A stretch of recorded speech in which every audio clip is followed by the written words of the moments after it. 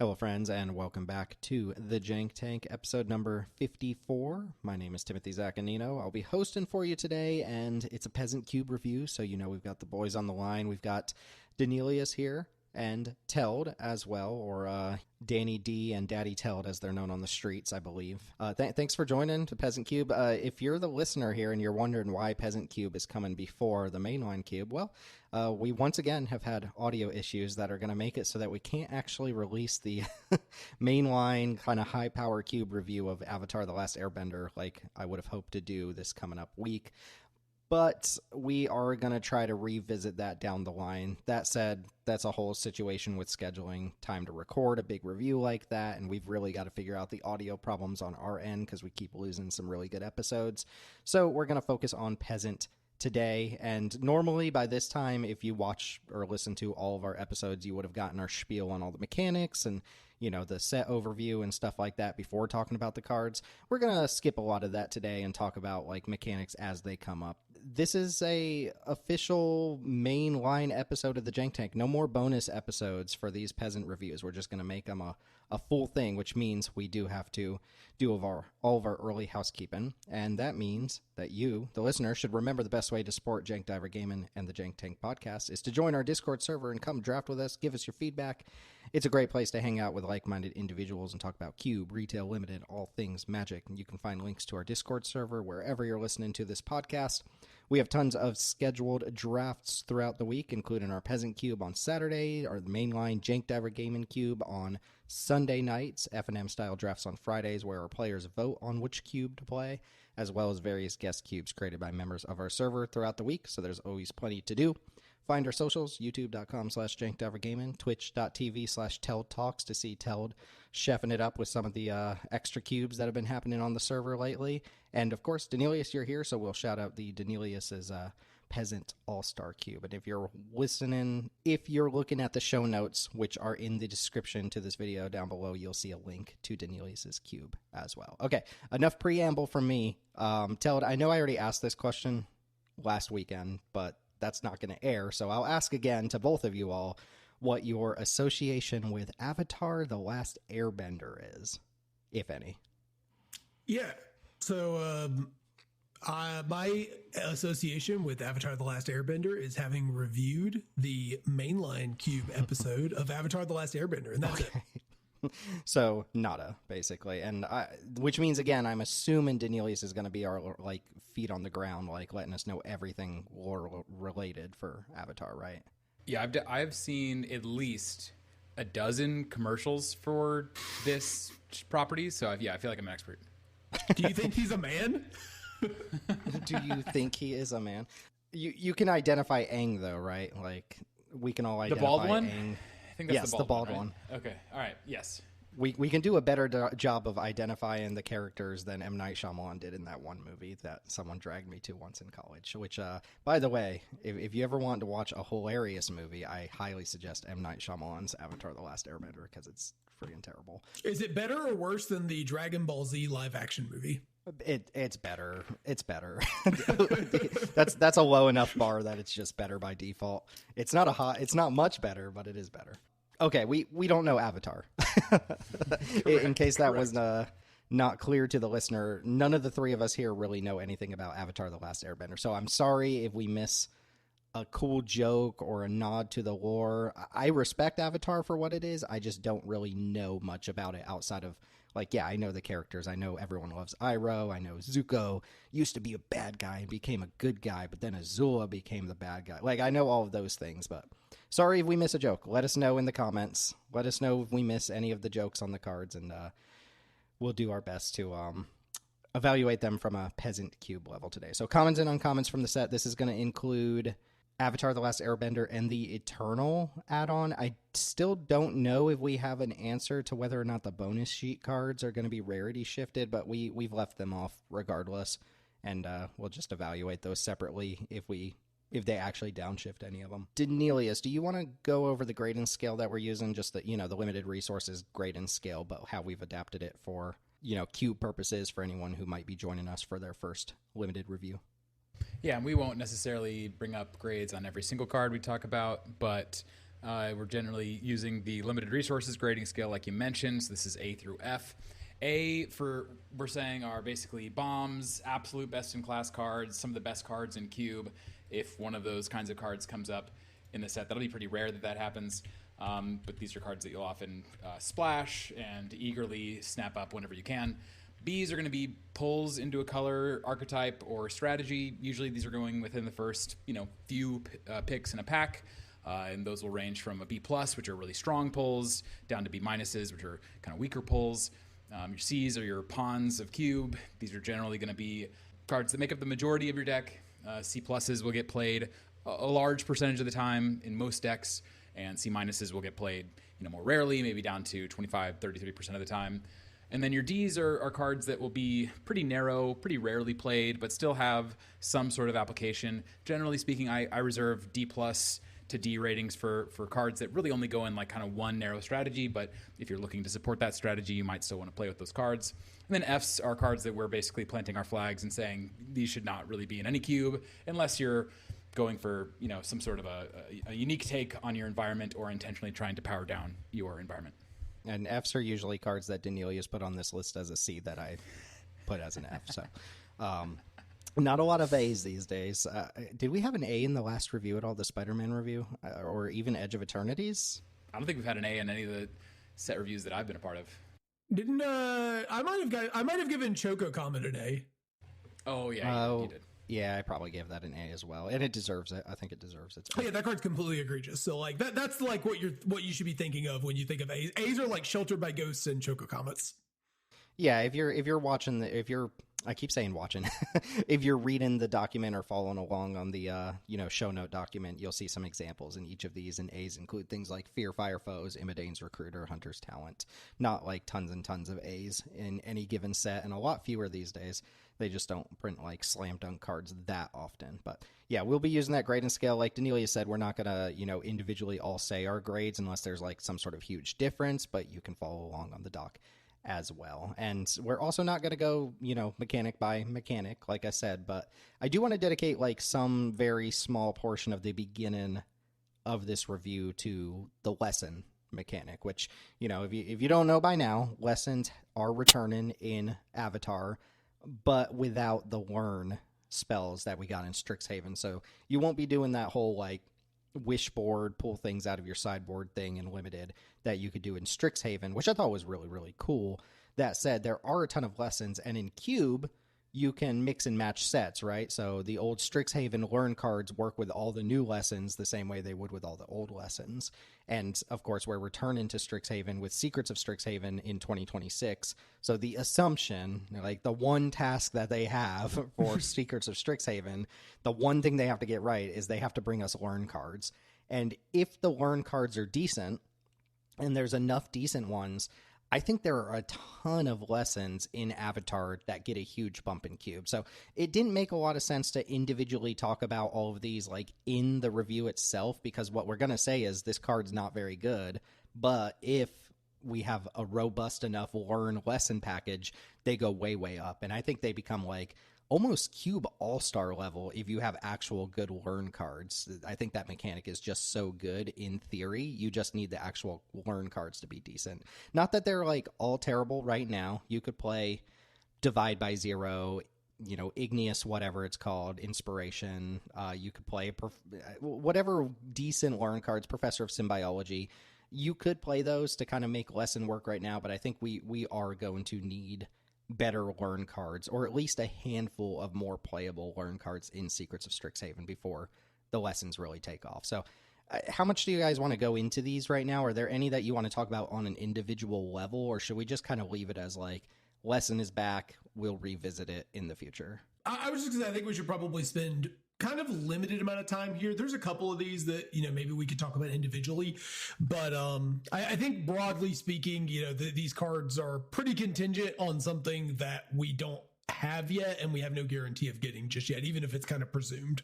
Yeah, but I think there's a lot of like D+ level lessons in this set. Cards that like, you could get away with playing them, but they're not really adding much to your environment. But yeah, if we get a half a dozen after this next set really solid learn cards, then I totally could buy a lesson learn package in any cube. It's still not something that you necessarily have to do, but I really enjoyed the whole lesson learn aspect of Strixhaven. So yeah, if we get a few more in the next set, I could see it. Yeah, I mean, we'll touch on a couple of these. It is worth noting, if you are following on the doc, which I suggest you do, we're still going to talk about individually powerful lessons throughout this review. The ones that are up top here to just kind of like mention real quick are the ones that we don't think are super playable without the learn cards to go fetch them. So a perfect example here is Firebending Lesson, which is a single red mana for an instant. It has Kicker 4. It deals 2 damage to target creature, and if you kicked it, it deals 5 damage to that creature instead. So kind of like a pumped up Burst Lightning that only hits creatures, but you wouldn't play that over Burst Lightning in most situations, in most cubes. However, if you have access to this card out of your sideboard, I think it blows Burst Lightning out of the park. Like, maybe Burst Lightning is still good enough, but I think these cards are like almost around the board so much better than their comps if you can just throw them in your sideboard. A good example here too, Shared Roots. This is 1 in a green for a sorcery. Go search your library for a basic, put it on the battlefield tapped. It's literally just the text on Rampant Growth, but it's a lesson. So assuming you have learn cards to go fetch it up, not having to use a deck slot on Rampant Growth is fantastic because it's such a bad draw later in the game. Or Seismic Sense, which is a green cantrip, a sorcery that lets you look at cards from the top of your library equal to the number of lands you control, and you can reveal a creature or land to put in your hand, which I think we all kind of landed on. That card's actually pretty bad. It's amazing in the late game. Like, as the game goes on, it gets better, but it's kind of risky to even try to fire it off early in the game. So we kind of dismissed it, but this is an amazing card if you can pull that out of your sideboard, because then you only have access to it in the, later middle to late game when you can actually play. So that's kind of my thoughts on a lot of these lessons. Is they're pretty weak to dismissible main deck cards, but when you get to just toss them in your sideboard, they become so much better and actually like really powerful tools for cubes.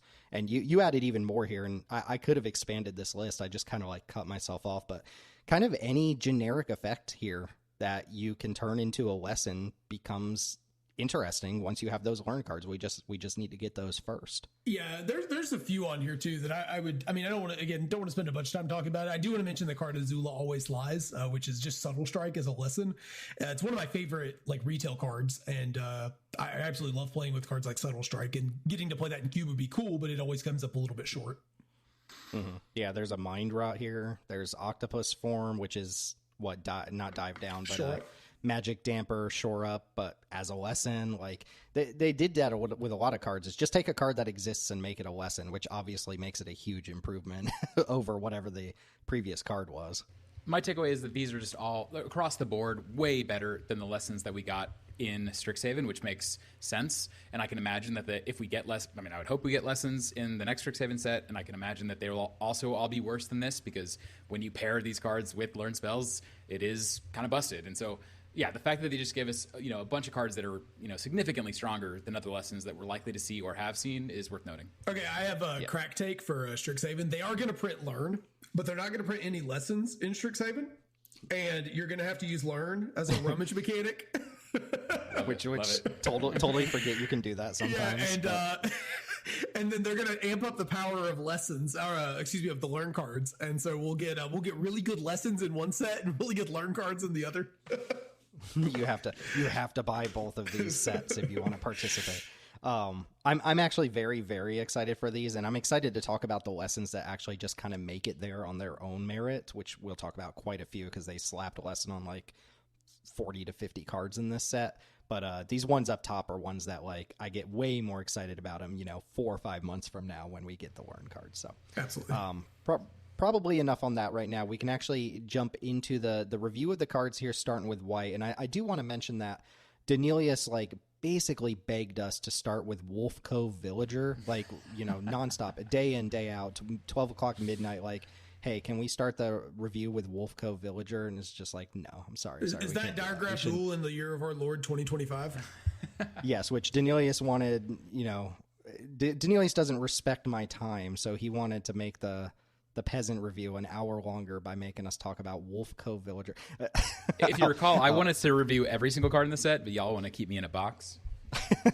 You can be off to your own devices on that. I won't stop you. But yeah, we're not going to talk about Wolf Cub Vulture. We had to minimize it. We had a lot of cards on this list, which they baited us with the early look at Avatar, and it was like, this isn't going to be a set for Cube. And then it's like, just kidding, there's a bunch of cool designs. So they got us again. First card to start out, though, Momo Playful Pet. It's a single white mana for an uncommon legendary lemur bat ally. It's a 1/1 with flying and vigilance. When Momo leaves the battlefield, choose one. Create a food token. Put a +1/+1 counter on target creature you control, or scry 2. So do y'all remember that classic Magic the Gathering card, City Pigeon? You mean the from back in the day? The foundational pillar to the pick 2 through the Omen Pass format? Yeah, that's the one. Had different art on Arena than in paper because they couldn't let hot dogs exist on Arena for some reason. Yeah, anyway, City Pigeon, they kind of threw that one out the window real quick, but Momo's cool. This is a nice evasive 1-drop that has a lot of functionality. It's when it leaves the battlefield. It's not when it enters, which is always worse, but leaves the battlefield is better than dies, and it's a lot of functionality. Food token, +1 counter, scry 2, a lot of options here on top of a evasive little vigilance dude. Slap a counter on this, becomes a problem, gives you something on the way out. Yeah, I mean, you know how much we love living weapon equipment as well, so that's a great place to, this thing just carries buff super well with flying and vigilance. It pairs well with sack decks, it pairs well with bounce decks, it pairs well with Skyfishers, and pretty much everything you want to be doing in Peasant. I don't think the totality of the effects is crazy good, but I did think this card was good enough to at least briefly discuss in our mainline episode.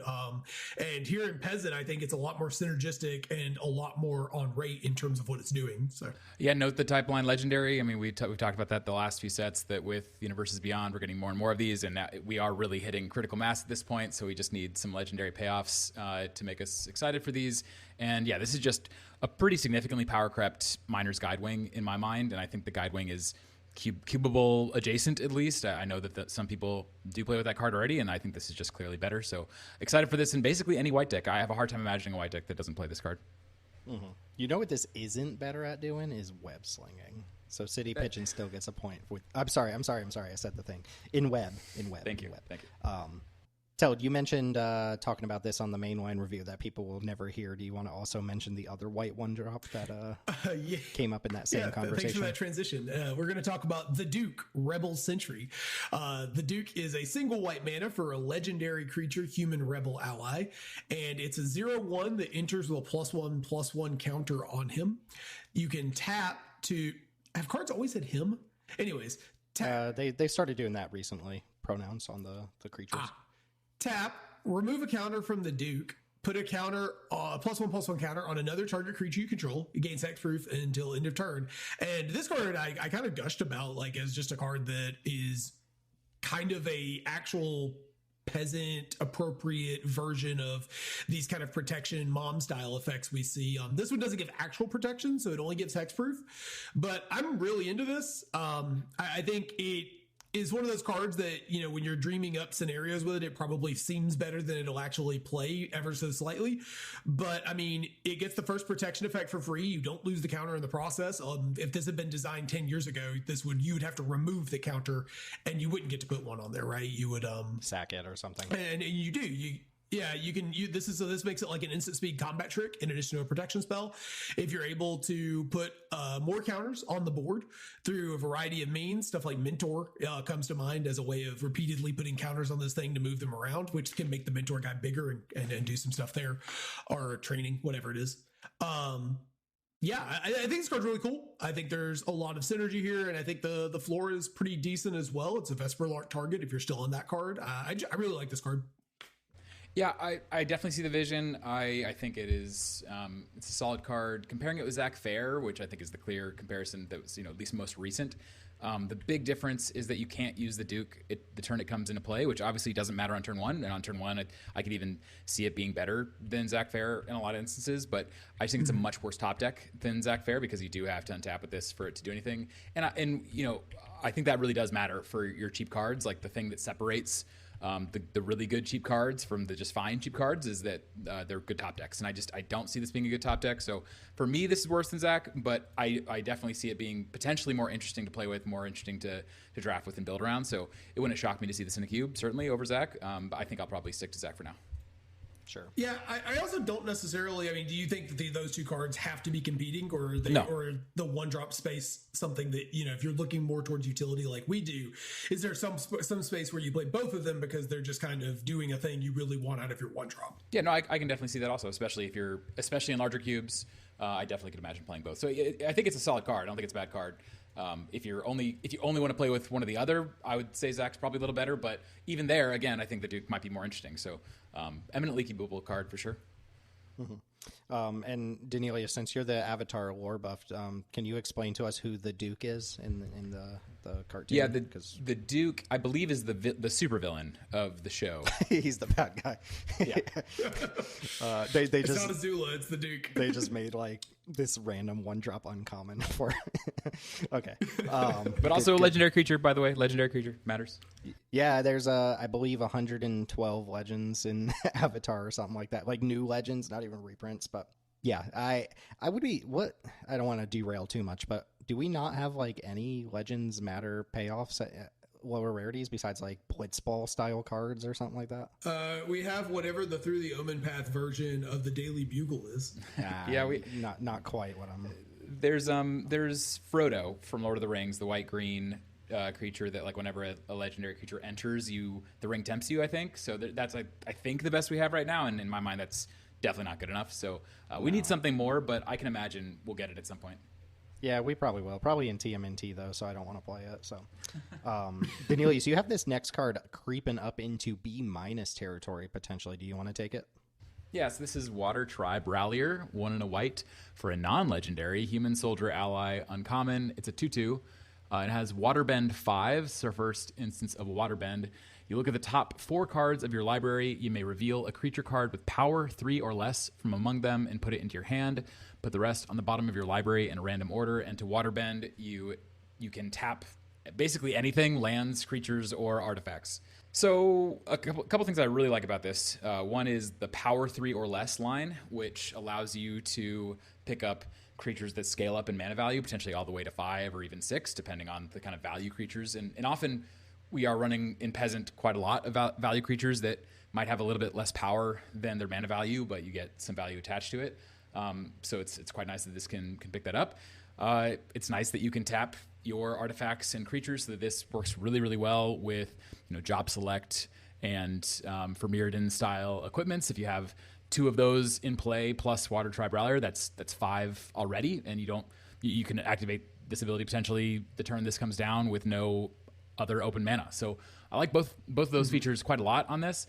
The downside here is real, and it's the fact that it's undersized. I think it's actually important to call this out these days. Like we've been turning the corner lately, talking about how on 2-drops you really need to start expecting 5 points of power and toughness, kind of at a minimum, and this doesn't have that. So I think it is relevant to say this is an undersized creature. It doesn't actually have an ETB. Sometimes you'll be able to activate the ability on this the turn it comes into play, but not always. And it doesn't have a combat ability. So I see this as much more kind of defensively attrition coded than aggro coded. I think the other thing is in an aggro deck, you're not going to really want to be turning your creatures sideways to pay for Waterbend that often. That might be your plan A at least. So I see this as more of an attrition defensive card. But in that role, the fact that this can potentially just be a 2-mana card that's drawing you a card every turn seems kind of outrageous to me. And we've been really impressed with some of the kind of card advantage in a box creatures that we've been getting in the last few sets.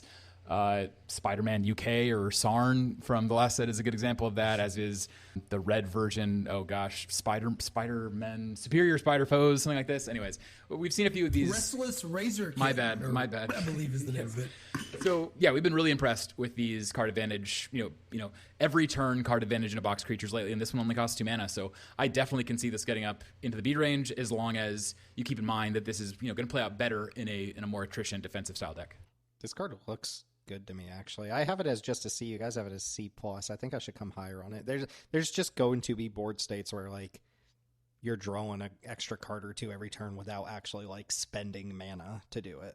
Yeah, and this reads, I had to stop and think about this card because this card reads like a card that I hate, which was Recruitment Officer. I think that card is terrible. And part of the reason why I think that card is terrible is in Peasant, you just don't really run out of things to spend your mana on. But recruitment officer wanted you to spend mana so that you could draw cards so that you could play something, but you had other things sometimes you could still be spending your mana on, even though you were kind of running out of gas. You still wouldn't have enough mana to like draw a card with the recruitment officer and play your dude and use something, a clue or something. I really like that if you're in kind of a board stall territory where these sorts of cards excel, the water bin means that we can start leaving our guys up as blocks, and then we can tap them. Because it's not a sorcery seed ability, we can just tap them on our opponent's instep, or we can, like you said, mess around with our glimmer lights and our four mirrored and equipment and all that sort of thing to be able to pay for this. I think this 5 reads expensive, but will probably play out substantially cheaper, and I think it's going to play a lot smoother than a card like Recruitment Officer or Duskwatch Recruiter that are a little bit clunky in Modern Magic, where there's just so many things to spend mana on. Mm-hmm. There's a kind of shortcut for Waterbend, right? Is especially on creatures with abilities like this, is the creatures can always tap themselves to pay for it. So this is kind of like tap 4 with Convoke or whatever, Improvise or whatever, which seems really that just seems really, really good to me. Like the fact that they threw in artifacts on top of creatures to be able to use Waterbend and seems great. It's also really hilarious to me that like Hop to It is like the ultimate Waterbend card, and it's like these rabbits that are going to be bending water and like killing their. I don't know if you kill people in Avatar or not, but think about how many clues and foods and stuff you make in the average. Especially this is in the game object color, right? This is in the color that's the best at making artifacts randomly. Yeah, like you're using your spring-loaded traps and your clay-fired bricks and stuff to actually like draw into extra cards. This seems really good to me. I actually might be coming up to like a B- on this the more we've talked about it, because White is just so good at making game objects that are artifacts. And there's a couple of cards that are going to come up later that actually work really, really nicely with this card in green, in Peregrine Took and Queen Aku, in the sense that like if Water Tribe Rallier is finding creatures that make tokens and you have those kind of token amplifiers in play, you're just spamming out tokens, and like you mentioned, this can be activated multiple times a turn. There's no gate on this, so like you could just really explode out onto the board, especially like in a mid game scenario if your opponent's out of removal. So yeah, especially for 2 mana, this package is very appealing. Yeah, like we said, stats are rough. It's when you look at the stuff it's competing against on stat lines, it's going to be a rough time. But once you're in like kind of an attrition-y game state, this is going to be incredible. Mm-hmm. And we didn't do our mechanics preamble like we would in the mainline review, but all 4 of the Bending mechanics, I love all 4 of them. I think they're all really cool and have, different play to them. Fire Bending is the most basic and leads to the least number of like cubable cards, but especially the other 3 I think are really cool, and we'll talk about a number of each of them because they just slammed it on everything in the set. Next card up, Earth Kingdom Jailer. 2 and a white for a 3/3 uncommon human soldier ally. When it enters, exile up to 1 target artifact, creature, or enchantment an opponent controls with mana value 3 or greater until this creature leaves the battlefield. I have this. Does this card suck? This card might suck. I think this card sucks. So I put it on this list because I think it sucks. I have C-. I should even come down lower because my suspicion is this card sucks. The fail case of a 3-mana 3/3 is not the worst thing in the world when the upside is that it can, eat a permanent off the board or something, but you're going to miss on this a lot more than it looks like. This reads like, oh my god, look at this Banisher Priest at uncommon, look at this new Peasant All-Star, but when you really like break it down, it misses tokens, right? Because it has to be mana value 3 or greater. And if you're on the play, you're going to miss some amount of the time if your opponent doesn't put like a 1 or 2 drop permanent into play. You're going to have this as your turn 3 play. Your opponent's not going to have a 1 or 2 drop in play, or maybe they did just make tokens or something, or they played a Thraben Inspector, and like, are you really happy to play this out? It doesn't hit 1 or 2s. It only hits 3 or greater. Yeah. When you're on the play, this does nothing. Yeah. There will be entire decks that you will play against an average Peasant cube that have like 3 targets for this card in their whole deck, right? Like, it is not uncommon to see Peasant cube decks where the deck's never going to run out of mana. It's got a lot of stuff to do, but it's just playing a wall of 1s and 2s. Like, that's not entirely uncommon. This card's not good. Though it's going to feel ridiculous when you slam 6-drop and they play this, but by that point, like, they're also... No, that's what you get for playing green creatures. You deserve it. Yeah, I keep tricking myself into thinking this only hits like mana value 1, 2, and 3, but that's just not what it does. It hits big things, not little things. Yeah, so what you said about tokens matters the most, because to me, that is the main thing I want to be targeting with my Banisher Priests is tokens, because Banisher Priests are massive removal magnets, and so you just want to make sure you get that value straight away. This can't do that. It's just a thing it is unable to do. And then the thing you mentioned with like hitting large creatures, I don't really play with expensive creatures that are bad against removal. That's like kind of the whole point. It's like you play creatures that have really strong ETBs or protection effects or whatever else. So it's like, generally speaking, Cube is already built to withstand stuff like this, targeting its expensive creatures. And then what you brought up already about the fact that it's just so much worse in the play. I will give it one bit of credit, or at least the designers one bit of credit, which is that this being a card that's better on the draw than on the play, I think is actually a good thing. I think we need more cards like this, but I think this is just a way, way better retail card than it is a Cube card, and it's not really one I'm interested in at all. It might not even be good in retail limited. Like, it will be because people will play more 4s and 5s and 6s, but like, it doesn't hit earthbended creatures.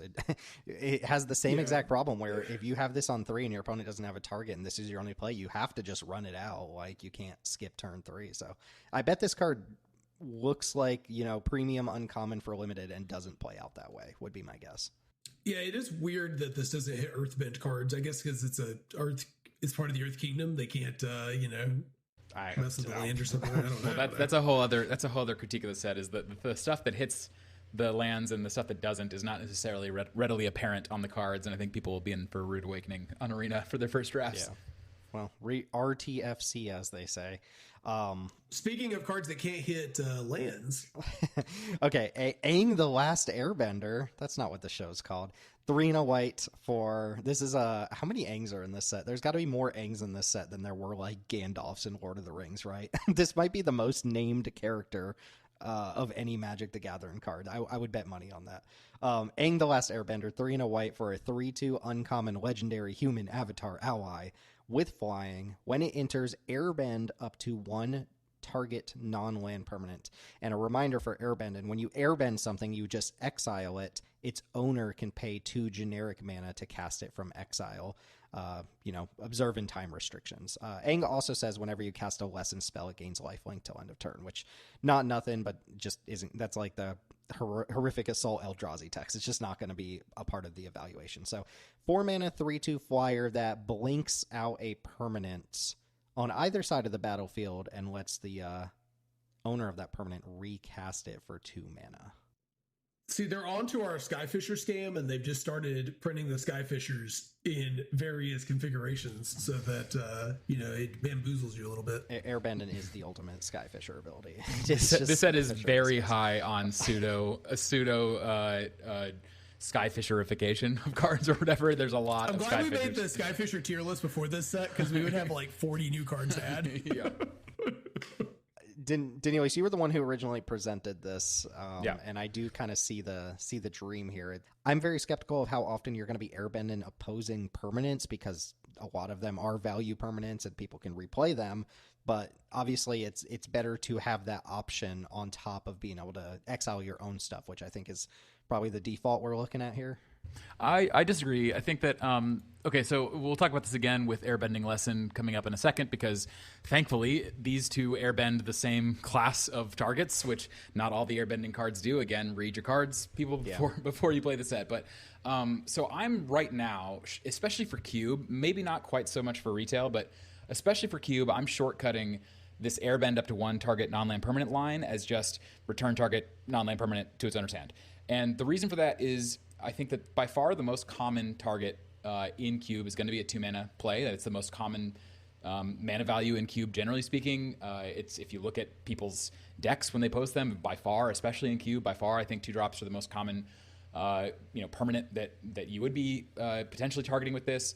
And when you hit a 2 mana value play with this, it's just like returning it to hand. The only difference is it's a little bit easier to cast because they can spend 2 generic mana instead of having to pay whatever the color requirements of the card are. But against a 2 mana permanent, it's the exact same as bounce, or very similar to bounce. Against a 0 mana permanent, like a token, it's exactly the same. You're just killing the token. That's all that happens. Against a 1 mana value permanent, and again, Cube, there's going to be way more 1 mana value permanents than in retail. It's better than bounce if you're targeting your opponent's stuff, because it's making them pay 2 mana. And you might think that you're not going to do that or it doesn't matter.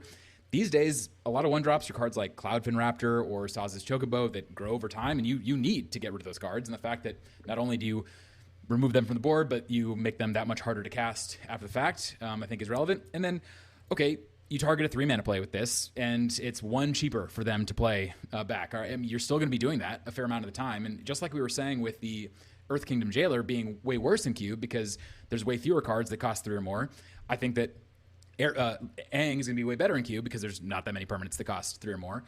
And then when that is the situation, when you're in a grindy game, then you get to start targeting your own things. And the fact that you can target your 4 mana Neo Saga and make it a 2 mana Saga to replay, I think that now becomes a really significant advantage that this card has over something like Spider Bite. And Spider Bite, or I think the what's the online version of Spider Bite called? Oh gosh, who cares? This is where Argavio the something Argivian something. Or Argivios, yeah, whatever. So that's 3 mana, 2 and a blue for a 2/2 that just says when it enters, return target non-land permanent to its owner's hand. This costs 1 more. You get 1 more power, and it gets flying. And that whole trade-off I don't think is great. I think this card is probably a little worse than Spider Bite, but I had that card as like a C+. I think this is probably something like a C. The other big downside for this card is that we've gotten multiple 4-mana 3/2 flyers with value ETBs lately, so stuff like Sun Spider from the last set, Delivery Moogle. So there's competition for this slot, but just rating the card on its own merits, I think it's quite strong. So you're thinking Airbend as a proactive mechanic first and an attrition mechanic second, whereas I have it. Well, I guess it depends on. It obviously has the flexibility of being both if the Airbend ability can target anything. So I guess it depends on the card. This is more aggressively statted, so you probably want to view Airbend as aggression first here, whereas something like Airbend Lesson, I don't necessarily think that's a fantastic aggro card, but it's a fine attrition card. So I don't know that you have to make that distinction, I guess, is what I'd say. Oftentimes in the opening hand, yeah, you'll be targeting your opponent's stuff with this.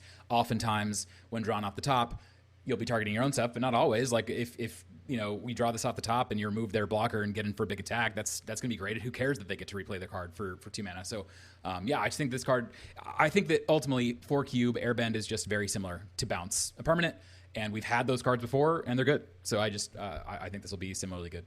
Yeah, I don't know if you've sold me on this card specifically, but I think you might have sold me on Airbending Lesson. We'll get to it. I still don't think this card is particularly good. I think this is a pretty contested slot in the Cube, but yeah. No, to be fair, 4 mana 3/2 flyer is a pretty bad stat line. The reason Delivery Moogle and Sun Spider get the nod is because they're cantrip creatures with selection, like they're tutor creatures, so they get over the hump. I wouldn't trade this in for Delivery Moogle anyways. Delivery Moogle is super cool. No, it's also as far as universes beyond 4 mana 3/2 flyers go, which I guess is this category of card. I would much rather see Delivery Moogle art than Avatar Aang the last. No offense to Aang, but look at that mouth he's got on that big smile. It takes up like half his face. He's so happy that he's cropped weirdly off to the side. So one more note on Airbend. Actually, 2 more. One is that there are some cards that give you benefit from casting things not from your hand. So I think about Vega the Watcher from, I think, Kaldheim, which lets you draw a card whenever you do that. There's a couple other payoffs in paper, like Araxa gives you a benefit when you do that. But just keep in mind that, we will almost certainly be getting more cards like that. It's a really nice commander mechanic. So I imagine there might be ways to synergize with that going forward. Also, this is really nice with Euthros Psionicist, which lets you take 2 mana off the second card you cast each turn. So you can just play this and then immediately cast the card that you airbended, assuming you targeted your own thing. So I do think that there's some interesting play to this card beyond just thinking of it like a Spider Bite that or Mana War Plus, which is what I think the base rate of this card is. But I think there's some cool things you can do with it. Yeah, that's a good point. Cost reduction works really well with Airbending. Like, I know Ketra's Monument comes to mind, would work exceptionally well with Aang here. The Aang would be cheaper, plus the thing you blink out would be cheaper, presumably, if it's a white permanent. Yeah, you did a pretty good job defending Aang here, Daneelius. Nice segue into Aang's defense. I can't handle the segues that well. But yes, incredible. Unfortunately, I wish the card was better for that segue. But so this is a white mana instant common target blocking creature you control gets +2/+2 until end of turn. Draw a card. I want to be clear. I do not think this card is good. I was just fascinated when I saw it because it seems to me like a card that definitely can generate 2-for-1s for 1 mana. some large percentage of the time. Like I likened it to Shelob's Ambush in my cube, which is it's a 1 mana instant, +1/+3, creature gets death touch, and you make a food. And that card often plays out as kind of a 1 mana 2-for-1 adjacent style card. The big difference is that this can only target blocking creatures, obviously, and something like Shelob's Ambush can target anything. So I don't play this card. I think it's fascinating that you will be able to get 2-for-1s off of this for 1 mana, which is impressive. If there was ever a time to bring back the split second mechanic, this was the card. Yeah, this asks you to fire off a combat trick at literally the worst possible moment in a turn that you can fire off a combat trick. But I agree, potential. I have no real notes here. Well, that's not true. I do think one of the huge upsides of playing this is that you get to like say the flavor text out loud whenever you cast it. I guess you've never fought an Airbender before, and then you get blown out by your opponent's removal spell. Okay, so a little bit of a skip, but I do like the mention there, which brings us to Airbending Lesson as the last white card, which we were just hinting towards. Probably just wanted to jump right into that one anyway.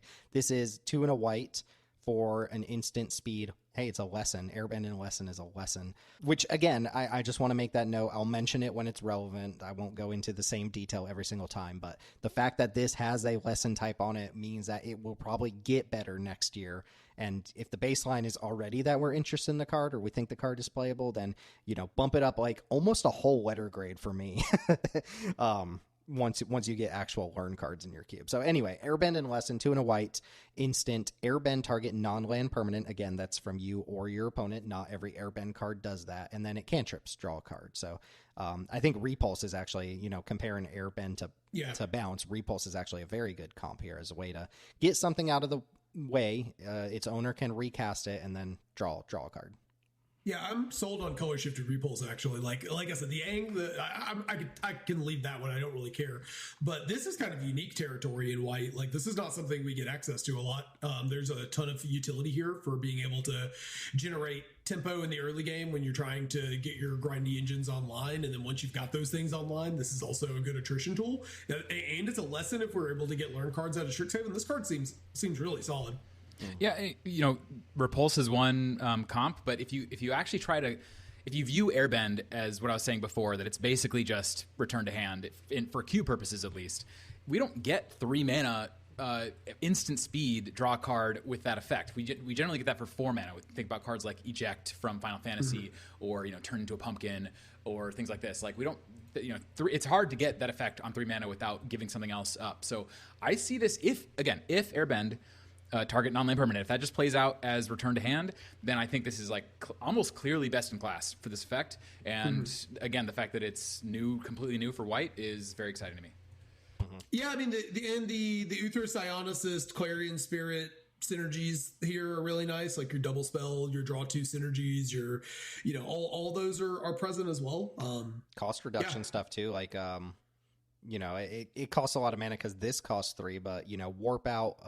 What's a good warp creature? Like, I want to say Starfield Shepherd, but like that ultimately costs 5 mana anyway to warp it in and then airbend lessen it. But you get the point, right? Like, for the 7 people out there still on Mold Drifter who can't let it go, like nothing spells value like evoke Mold Drifter and then airbend it away and then cast it full price on another turn for 2 mana. Like that's value town. But yeah, I mean, more relevantly, if you're playing something like Picklock Prankster or adventure cards, you can do the adventure thing we talked about in the unreleased episode, right, where you exile them and then cast them from adventure instead, and you get to leak even more value here. Plus, this is non-land permanent. I mean, there are 1,000,001 things you can do with this, including Case of the Gateway Express, and the Journey to Nowhere combo is alive and well.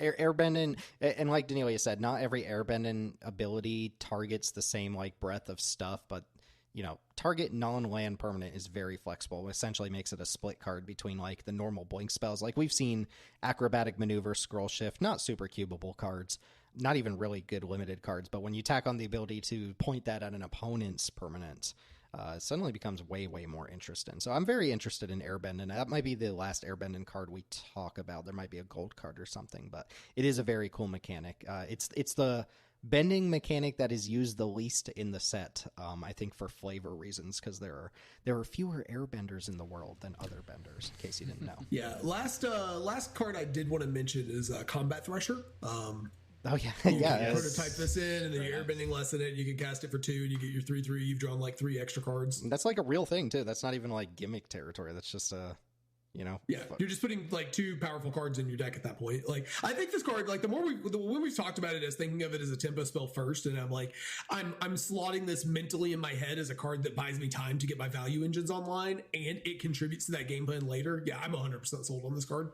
Yeah, very, very cool. And we'll, anyway, I'll save the lesson spiel for, when we actually get learn cards. But I mean, I guess just to interject with that, so I don't have to say it every time it comes up, is enough cards like this. Like, let's say we go through this review and there's like 6 to 7 lessons that are all in the C range. Like, are you suddenly more interested in like Professor of Symbiology or Divide by Zero, like in your cube? Maybe, but I do think this kind of package, while extremely cool, does start running up against our preferred design choices, which is like the Type 360. Because if you're trying to fit in like 7 lessons, right, or 8 lessons, and you're trying to fit in, let's say 6 or 7, 8 learn cards or whatever, like, that's a lot of cube equity that you have to maintain in order to have all these cards work, and it kind of ends up being a bit of a I mean, you'll see them all the time, but like that is a lot of cube equity. Yes and no. Well, what I'm saying is like not the lessons we mentioned up front at the beginning, but like if we just incidentally land on 6 or 7 cards from the set that are lessons that we would be playing regardless of learn, like doesn't so like a this professor. One where we're just like, we'll play this card as it is without any support or whatever, and then we get some learn cards. Yeah, let's say the average draft you can end up with 2 lessons in your pile. Doesn't Professor of Symbiology become like a better split skin doll in most situations? Like, I think that's the question. Maybe, what you just then said. If I don't draw the professor, I can't draw. I don't know. Like, what if I want the airbend lesson and like the split skin doll in my deck? Well, then you could. I mean, sure. This is probably a whole conversation that we should do mid review, but it interests me a lot. I love the lesson. I see your stuff. point. Yeah, it's a very interesting point. What I would say is that if you get a large enough lesson package where you're not giving up equity to play the cards, they're just good enough cards, and you can say the same thing for the learn cards, then yeah, go ham. I think the issue is that I don't think Professor of Symbology is good enough. Yeah. No, it's just not good enough unless you get the lessons, and the problem is, unless you're chock full of lessons, you just said there, like, okay, what if at the end of the average draft you can end up with 2? It's like, okay, but what if those 2 are in the wrong colors or whatever? It's just, I just don't think there's enough right now to make it repeatable enough. But yeah, if we get 6 really good learn cards in the next set, then absolutely, I think it could be a real thing. Okay, this is like the most excited I've been for like the prospects of a mechanic that we don't even know for sure we're gonna get. If they don't do this, is that like the biggest L of the year for them? I'm sure they'll find a way to top it with something that is actually bigger stupid, L like, than Star Trek. Bigger L than Star Trek. In terms of actual like mechanic card design. Like, sorry, Daneelius has expressed interest in Star Trek, so I should probably quit clowning it. But okay, let's how benevolent of you. Let's move into that one didn't work quite as well. We'll move into blue here with benevolent River Spirit. This is blue for a 4/5 with flying and ward 2. Ship it. That's it. That's the whole card. As an additional cost to cast the spell, Waterbend 5. So sure, 7 mana. Effectively, this is blue 5, 7 mana, but you can reduce up to 5 of that by tapping things. Worth noting, you cannot waterbend the colored cost of anything, and all waterbending costs are generic to begin with. This also scries 2 when it enters. So Guardian 7 mana, of the Great 4/5. Door got a makeover. Yeah, Guardian of the Great Door comes to mind. Anyone remember Cumulox? Anybody out in the? No, it's a big dumb affinity creature in blue. Why does this card have so much text on it? It's Scry 2. They didn't have to throw Scry 2 on it. They didn't have to throw Ward on like it. We ETB, we draw a card essentially. Like we got Ward 2, so that we're not getting blown out. Like, so just imagine that. And this isn't. I'm not even going Magic Christmas land here. I'm just. Here's a curve. Dragoon Lance into Glimmerlight. Like, pick whatever order. Dragoon Lance into Glimmerlight. Suddenly you can waterbend 4 with just those 2 cards. Like, that's not even a far-fetched scenario. And then obviously you could maybe get some other thing on board to make this literally just blue to cast by tapping stuff. And then, as we've seen with, Great Door Guardian or cards like this, it's a 2-mana spell in your graveyard. So those Reanimator, small ball Reanimator cards like, Unearth, Helping Hand, Recommission, they can all target this as well. So I think this is just a very sweet, well-rounded card. It's not doing anything thematic, but, as a payoff for having a bunch of junk on the board, it seems like a really good body that you can slam for kind of minimal. I'm expecting Waterbend and costs to be like -2 minimum for almost all of them. So I'm thinking this is like in the 4 to 5 mana range most of the time. Yeah. My only real criticism of this card, and this happens with really any blue card that is more in the game object space, is that at the moment at least, this doesn't play super well within the color blue itself. It kind of wants to pull for some things that are in other colors despite costing blue. Because like if you look in blue, it's like Spyglass Siren is kind of maybe you could make an argument for like Mischievous Mystic, but really you want to be we'll get to one here in just a second. We'll get another guy that falls in line. But yeah, you guys both have that B-. I didn't rate it because I was like, I don't know. Like, this is so dependent on other cards that I have no idea like where it is on its own. But I'm gonna go in hot on this one and say that it's cool and powerful enough that it's like gonna make itself worthwhile. But I do think. How many of these cards do we get before eventually blue is just a game object color, though, is the other question, too, right? Like, if blue just keeps getting cards that make clues and keeps making, getting cards that make things and, like, add to the board and do all the things that all the other colors have been doing for the last couple of years, then, like, this downside I'm speaking of kind of goes away. I sort of don't hope it does too much of that because that could be, like, some homogenization of what the colors are doing. But in terms of this card specifically, if blue gets better at doing game objects, then this card gets way better. Yeah, we're going to talk about a card that helps with that next, but I made the joke that, it's 2027 and every single card makes a clue or a blood or a treasure or whatever. It's just like part of the game design now. But so, I think trying to wrap your head around the Waterbend 5 here. So a lot of similarities between Waterbend and Convoke. And my heuristic around Convoke was, generally speaking, that you kind of can just knock 1 mana off of the mana value of Convoke cards. And the reason for that is that it's not just that you don't always have more than one creature in play that you can use for a Convoke ability. It's also that you often don't want to be tapping all of your things to your Convoke because then you tap all your creatures, you play your Convoke Dragon, they kill your dragon, and now you get hit for 1 billion. So I think that my general heuristic was you knock off 1 mana for Convoke. But Waterbend's different because it can also leverage artifacts. So if, for instance, you can just knock off 2 off the cost of this card, then it's a 5 mana, 4/5 flying ward 2 when this creature enters scry 2. And from that perspective, it compares pretty reasonably with Marauding Sphinx. And that's why I gave this card a B-, is that we've been very impressed with Marauding Sphinx. We have that as around a B-. This card, asks a little bit more of you with the Waterbend. On the other hand, it has an ETB instead of the Sphinx. And also, really critically, like you brought up, it's a 2 mana value card. And that doesn't matter just for it being in the graveyard and getting to be unearthed or lively dirged or whatever, but it's a 2 mana card in your deck. So if you have cards that reveal the top X cards of your deck and put a creature with mana value 3 or less or whatever in your hand, like this card works for that sort of a card where a big dragon like Marauding Sphinx doesn't. So I think the fact that it's similar enough in my mind to Marauding Sphinx, which is a card I know is good, and it gives you this upside potential of building around it with lively dirge or whatever, has me, I think, really excited about it. I don't know that I'll cut Sphinx for it. I can imagine playing both. We're really, I think Blue is craving cards like this, like top-end cards like this. So I can definitely imagine playing both of these, and I think it's going to be really strong. Boy, if you ever play a Terra Pact Intimidator and they give you the landers with this card, you can just never give them the landers ever again. The best waterbender, that wizard alien from space, Kavu or whatever. Pretty easy hit, and a good one to follow up with is not easy hit as in like must play card, but like easy card to talk about. Forecasting Fortune Teller, 1 in a blue for a 1/3 common human advisor ally. When it enters, create a clue token. This is just dude in hallway art or whatever, but this card, I bet this card is actually sneaky, just like kind of good. And the reason is, in limited, if someone plays this against me on turn 2, I'm gonna groan a little. They just it's not gonna feel bad, it's not gonna feel unwinnable, but it's gonna feel like what someone playing Novice Inspector in Murders at Karlov Manor felt like. I think just a more defensive, like hard evidence style version of it.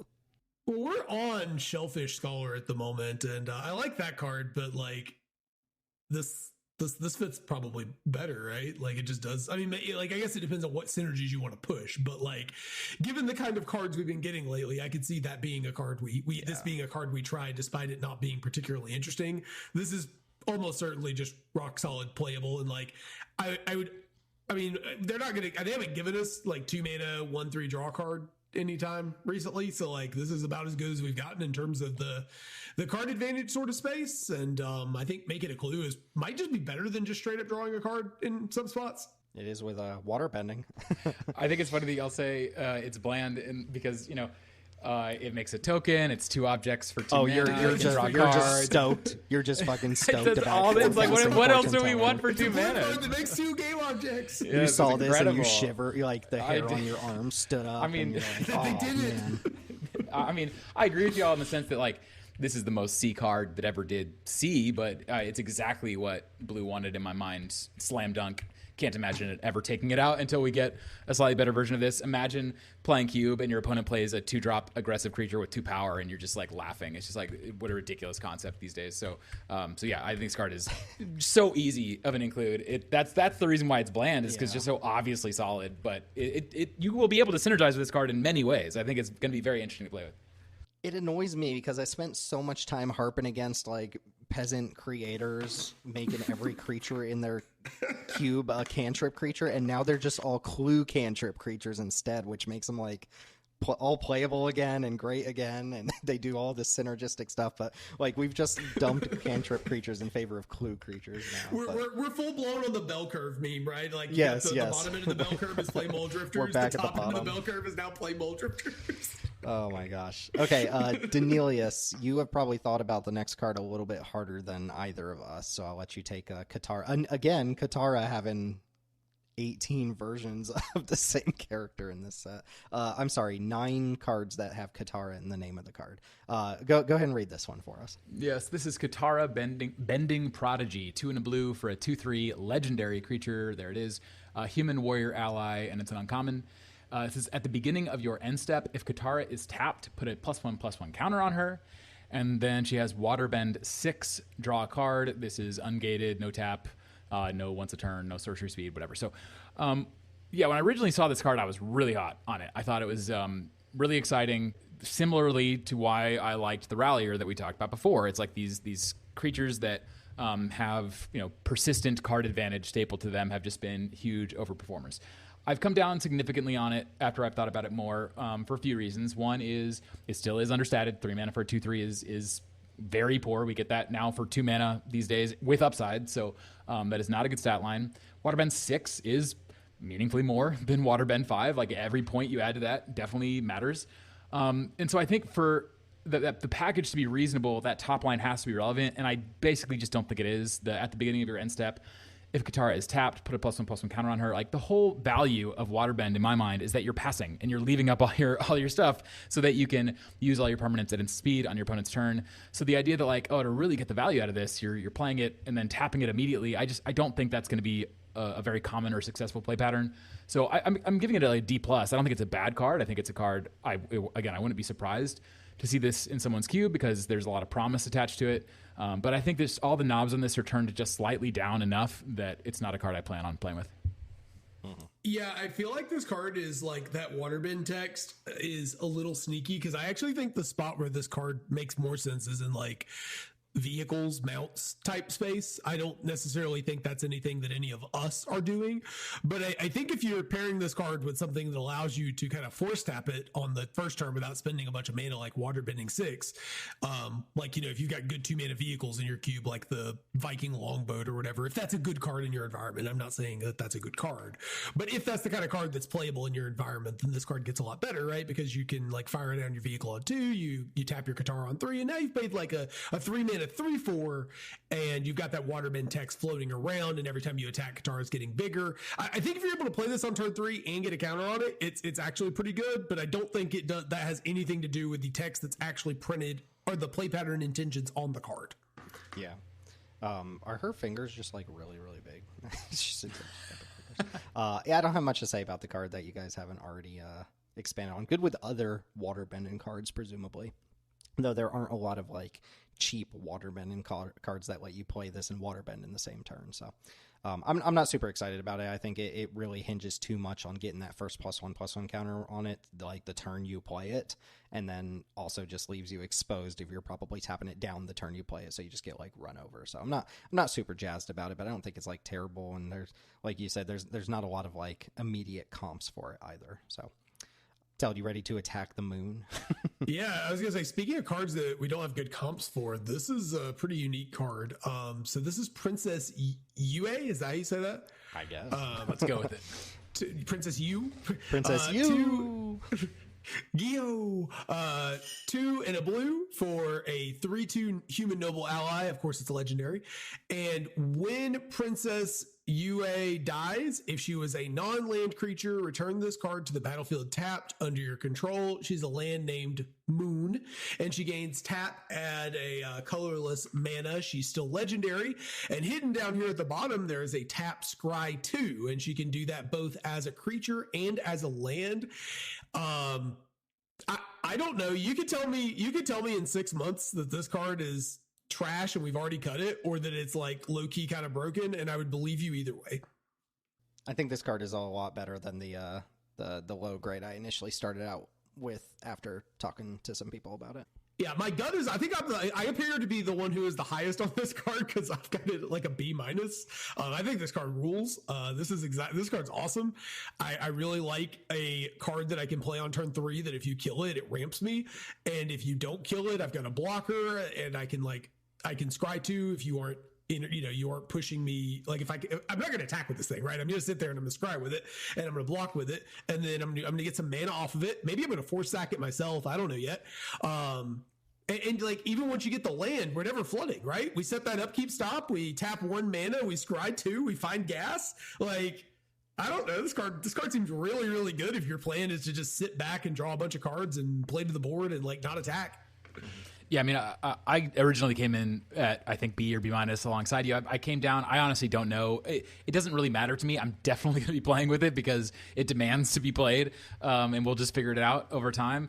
The main reason I came down, I mean, I agree with everything you said. I love the fact that it is a 3-mana card that screams out to be killed. It's like, please, you got to kill me. And then you kill it, and it's like, actually, nothing's really changed. I'm still doing the exact same thing I was doing before. So the reason why I came down on it is that it is a 3-mana sorcery speed play in blue, and it's one that doesn't provide, ETB value or whatever else. And my concern is that for me, turn 3 is usually in my blue decks where I want to be holding up mana. That's when I'm like, all right, now I've got my counterspell and my interaction, I'm passing back.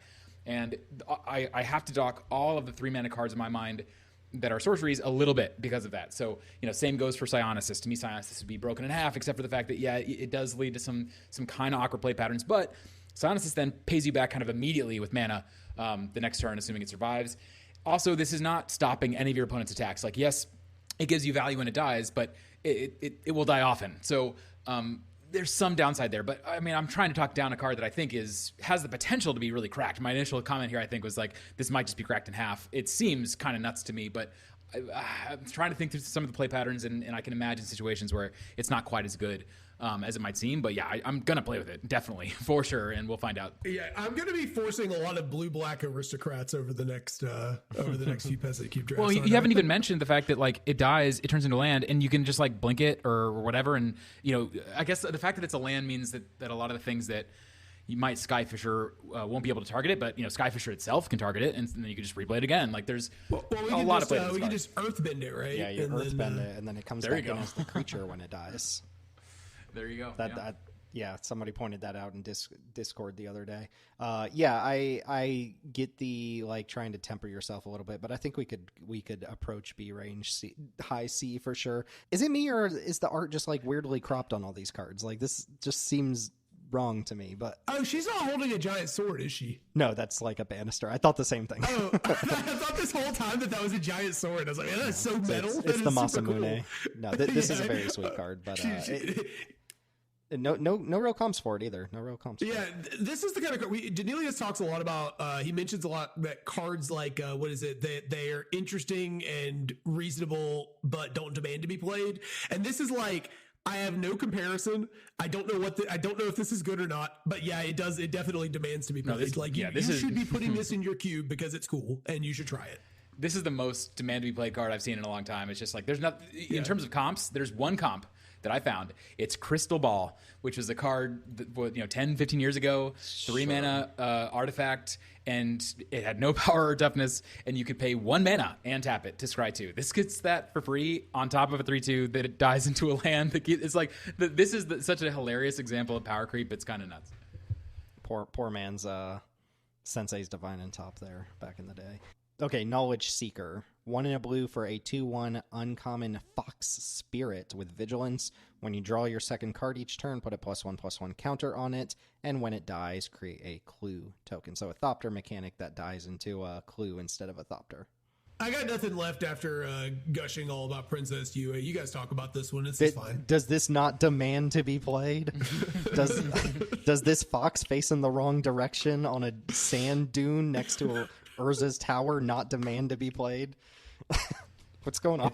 It's a Fox Spirit. No, it's Thopter mechanic, but it makes a clue instead of a 1/1, and it has Vigilance. That's all it is. Thopter mechanic. Is that better? Do you think that's better? I don't know. And Thopter mechanic isn't quite there for me anymore. It's slightly beneath playability for me now, so I assume this is as well. Then I don't know. Why are you making me talk about the card then, Daneelius? Because it's new. It's doing a relatively unique thing. It's an uncommon in a modern set. It's makes objects in blue. Okay. Not something the blue gets to do very much, but yeah. It doesn't demand to be played. Let's move on. No. You are on thin. You are thin ice with me with these D pluses that we have to talk. Okay, Boomerang Basics. This might be my highest grade of the set. I don't know. It's a lesson. First off, it's a lesson. This is free. Can you imagine just pulling this out of your sideboard? It's so insane. Anyway, the card itself is just kind of, this is decent.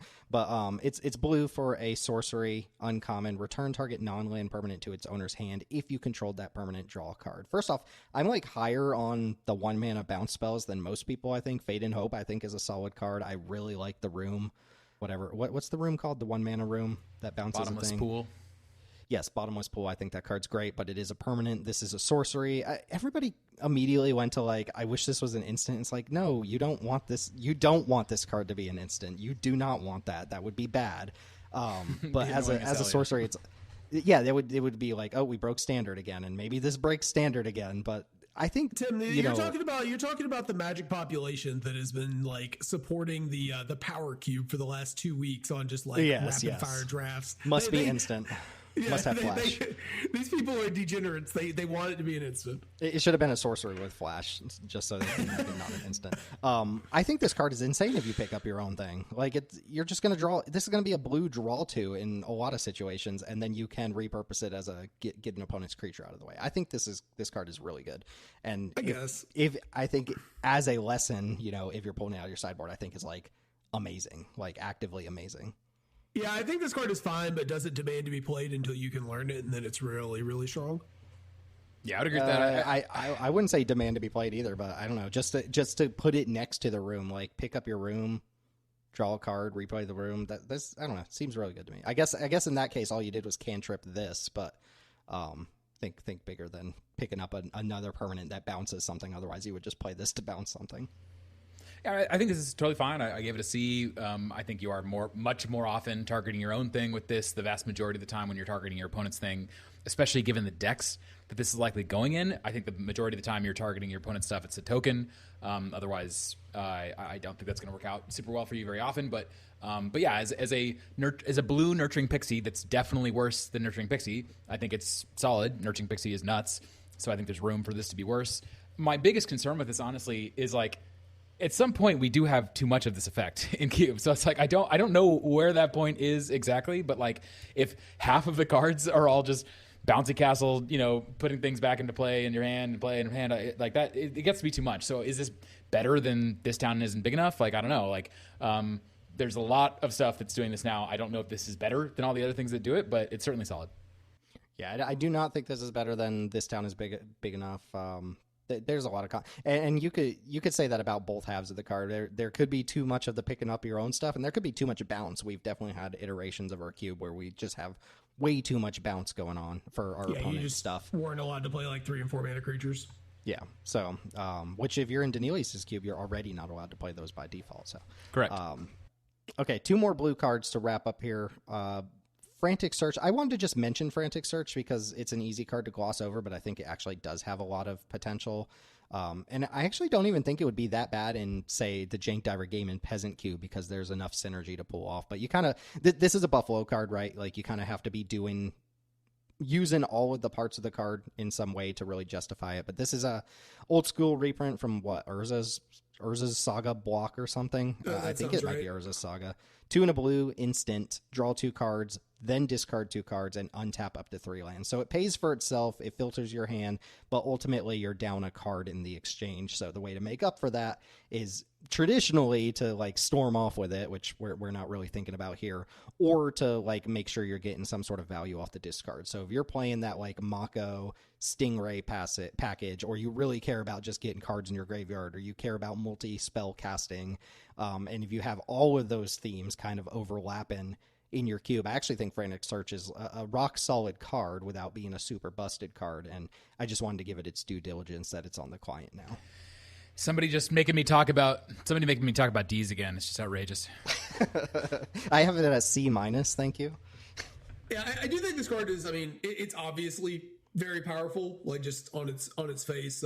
Basically 0 mana, draw 2, discard 2, sets up so many different synergies that you could support. But the thing is you do need those synergies. Like Tim said, you can't just like play this card and expect it to be good because it is negative card advantage. But once you're kind of crossing those barriers and you know you've got your Skyray in play, or you've got madness cards in your hand, or you've got a bunch of double spells, draw 2 engines set up, like this card is really strong.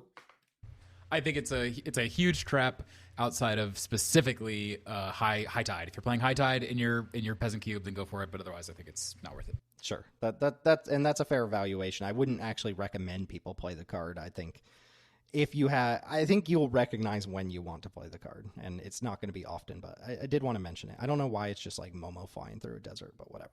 Well, last card searching here. in vain for a lost friend. Oh, he's frantically searching. I'm not reading the flavor text. Daneelius, do you want to go over this last one? I'm coming up on this the more I read it. I think this card's actually really cool. I mean, I love this card, but again, it rhymes. It rhymes with a lot of the other things we've been talking about. So this is Invasion, Submersible, 2 and a blue for an artifact vehicle uncommon. It has a 0/0 text box. It says, when this vehicle enters, return up to 1 other target non-land permanent to its owner's hand. That text again. And it has an exhaust ability, which I really do like exhaust. I'm glad they're kind of making it evergreen or deciduous. I don't know what deciduous. Deciduous. There we go. I think that's goal. I like that they've done that with this. So this is Exhaust, Waterbend 3. This vehicle becomes an artifact creature. Put 3 +1/+1 counters on it. So it's a vehicle that can't be crewed. It only crews itself through this Waterbend ability, but it does so permanently. It does it one time, and then it's permanently a creature. So trying to come up with comps for this, that's what I do.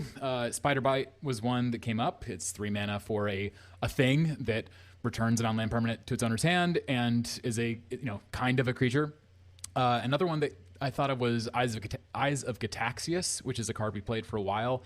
That was 2 and a blue to draw a card, and then you incubated 3. And so at some point you could pay 2 mana to make a 3/3. And that's similar play pattern to this, where you have your initial effect, and then you can use some mana later on to turn this into a creature. A few reasons why I really like it. One is that it's an artifact, and we've talked about before, blue really struggles with like good artifacts that you want to play. The other is that 3/3 for blue is actually quite large. Blue does not get a lot of 3/3 or bigger creatures, period. And then the last is, this pays for its own Waterbend, so you're really only needing 2 other permanents in play to turn this into a 3/3. And I think that's going to be a thing that you're able to do quite often. So I don't know if this card is better than Spider Bite, but the fact that it has that artifact type line means that it probably is going to replace Spider Bite in my list, because the blue section is desperate for artifacts. And one of the specific cards that this works really, really nicely with is Zoetic Glyph, because you Zoetic Glyph this, you can still then Waterbend it to add 3 counters to it. So I like this card a lot as a support card for kind of the artifact animation strategies that also on its own I think is perfectly reasonable. Okay, I didn't think about waterbending paying for part of this on its own, especially if we can do it the turn that it enters play. So like if we play our clue maker guy or our spyglass siren, we can just flip this or exhaust this during our instep the turn we play it. That's actually really good because then we're talking about a 3/3 for 3, which is a pretty substantial upgrade over previous versions of this effect. Yeah, this seems it has enough going for it to make it a consideration over the comps here. Artifact type matters, especially in our individual cubes. Power and toughness is bigger than the comps, which matters. You can activate this at instant speed. All around very cool card. Worth mentioning, that's like the third or fourth blue 3-drop that we've mentioned on this review alone. I don't think any of us are actually excited enough to play Katara, but Princess Yue is another blue 3, so a couple of blue 3s here fighting. I mean, this doesn't like replace like Unnerving Grasp for anybody, right? Probably not. I think that's kind of best in class right now for this effect. But I would, for now at least, with synergies, I think I'm going to have it as second best. This might. I mean, it's bigger, and like we do care more about game objects than spells these days. Not that we don't care at all about instants and sorceries, but our interest in them has definitely gone down as they've moved towards more just non-creatures, because this still triggers your non-creature synergies. Yeah, I'm not sure. Unnerving Grasp has been such a good card that it's hard for me to say something would be better than it, but I could certainly see a world where this ends up being better. I probably wouldn't start there. Probably not, but you could sell me that it is. Yeah. So very, very sweet. Blue's got a lot of cool cards. Waterbending also just playing into what Peasant Cube is already doing so exceptionally well. It makes all these waterbending cards so much more interesting to consider and talk about. And I bet they play out very well in our cubes as well. So that's going to go ahead and move us into a black.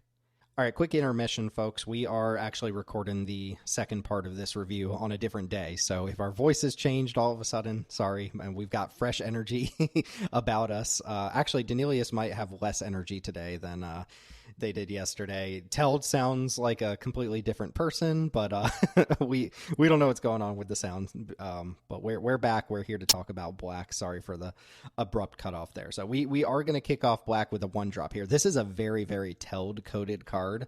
But I did want to ask Daneelius, I was thinking about this today, and you were talking about yesterday, or I guess an hour ago for the listener, the fortune teller, the 1/3 in blue that makes a clue. You were like, man, this really made my skin crawl and my spine like twist around and stuff. Does this excite you the same way? Like, do you read this card and you're like, oh baby, like Callous Inspector, like what a card? No, I mean, so this is Callous Inspector. It's black mana for a common creature human soldier. It's a 1/1. It has menace. And when this creature dies, it deals 1 damage to you for some reason, and then you create a clue token. Teld said the same thing in our Lost mainline review. I feel like it could have dealt the damage to the opponent, and that would have been fine. I don't really understand why it needed to do that, but yeah, I don't know. I mean, I think some people immediately saw the Inspector title, and they're like, oh, it's a black Thraben Inspector, but no, it's not. It's very much not, for multiple reasons. One is the fact that it's a 1/1, and it's a big deal that the white inspectors are 1/2s. There's a big difference between 1/2s on 1 versus 1/1s.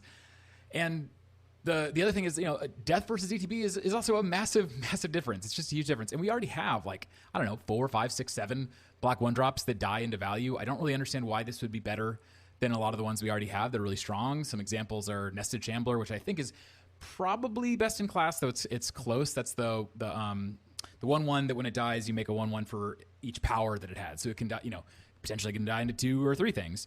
But Shambling Ghast also pretty close, I think, to best in class. That dies into a treasure or into a -1/-1. Maybe this is as good as those cards, but I don't see the vision like why it's obviously better than those. I'm starting it as lower than those, so I've got it as like a D+. It's a card again that I wouldn't be shocked to see in someone's cube, but I'm not that excited about it. Teld, you dropped your grade in real time. Did Daneelius convince you, or are you coming around on it? No, I just realized I hadn't updated it since when we first saw it. Yeah, I think this card is okay. Menace is a decent way to chip in for a few mechanics. You know, there's like dealing damage to your opponent. There's ninjutsu style stuff that you can do with this. But yeah, I kind of agree that like dies is hard enough to do compared to just ETBing that I don't understand why it needed to deal a damage to us as well. Like that seems really weird. I mean, it does make 2 game objects, so I'm never for 1 mana, so I'm never going to turn that, you know, I'm never going to completely look the other way on that, but I am starting a little lower on this, and I think I came down in real time because I had mentally adjusted to about a D+, but I hadn't actually changed my grade on the paper.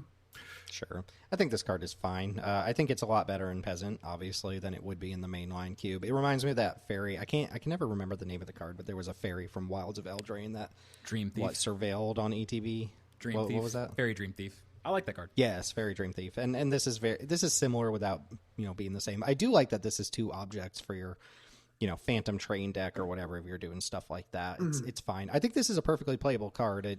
I think it's like worse than Snarl and Gorehound, just to kind of give it a comparison, you know, a direct comparison. And I agree that like this is kind of probably in the exact same space as all those 1-drops that die into other things. So really, if you care about artifacts, you might bump this up over, you know, if you care about a draw 2 deck or something, you might bump this up over, you know, like a Nested Shambler or an Infestation Sage or something like that. But probably move on. They use the Inspector name here. They got us. I think the card is fine, but it is definitely no Thraven Inspector. None of us thought that in the first place. But next 2 black 2-drops are kind of bangers here. So first one is June Bounty Hunter. This is 1 in a black for a 2/2 legendary human mercenary. It's an outlaw.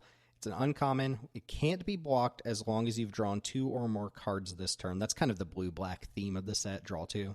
You can pay 1 generic mana, sacrifice another creature to make a clue token, but you can only activate it during your turn. Notably, not sorcery only, just during your turn. So you can do this mid-combat at instant speed, just not during someone else's turn. So Vampire Gourmand, right, a card that really, really underperformed from its limited format into Cube. For us, it was kind of like a laughingstock card. People thought it was terrible. I thought it was just fine, but people were just like clowning Vampire Gourmand. This is probably an upgrade. Well, definitely an upgrade to that, right? The sack outlet is just more feasible, gives you more value.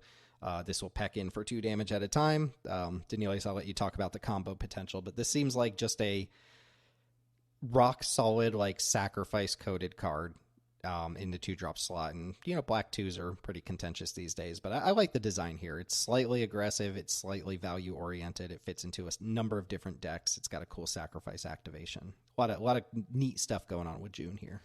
Yeah, I think the fact that it has a little bit more or additional synergy potential than Vampire Gourmand is why I'm more excited for this than I was for Gourmand. Gourmand really mostly is just a sacrifice card. You need to play it in a deck with stuff like the Inspector we just talked about. You have to have a lot of fodder, particularly cheap fodder. June does want that fodder, but it has a little bit more utility, so you know you don't have to sacrifice to give it unblockable. If you're just playing this in like a blue-black draw 2 deck, a lot of those decks for us are kind of tempo decks, and I think this fits really well there. The fact that it creates clues instead of drawing cards, in a sense, that is a downgrade on Vampire Gourmand, but again, it gives it additional synergy potential over Gourmand. And then, yes, the combo potential is what I think is the most interesting thing about this card, and honestly, potentially the reason to not include it. So there's a couple different combos with this card. One to be particularly aware of is Kina Ku, the Ku Gourmand. I think it's Kina Ku Gourmand from Final Fantasy. That's a 3-mana green creature that whenever you create a token, you create that many tokens plus a 1/1 creature token. And so with June, when you sacrifice a creature, you get to make a clue and make a creature.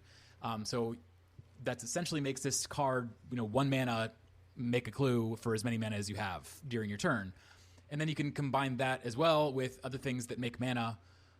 For instance, Pitiless Plunder, which is a combo card in and of itself, but you add that into the mix and you've just gone infinite. So that is a little bit concerning to me, just because combos like that, in my mind, that just kind of sit in the background of your cube, that are, especially with 2 kind of brand new cards that people might not be familiar with. I do think that it has the potential to have some gotcha moments that aren't necessarily worth the squeeze of including this. So I'm not exactly sure if I'm going to end up keeping this around, basically because of the kind of surprise combo potential that it has. But that does make it a stronger card, I think, having access to that effect versus Gourmand. So I think I'm going to try it out at the beginning. I'm going to try to feel out how that combo feels and if it's too oppressive. But yeah, I like the card overall.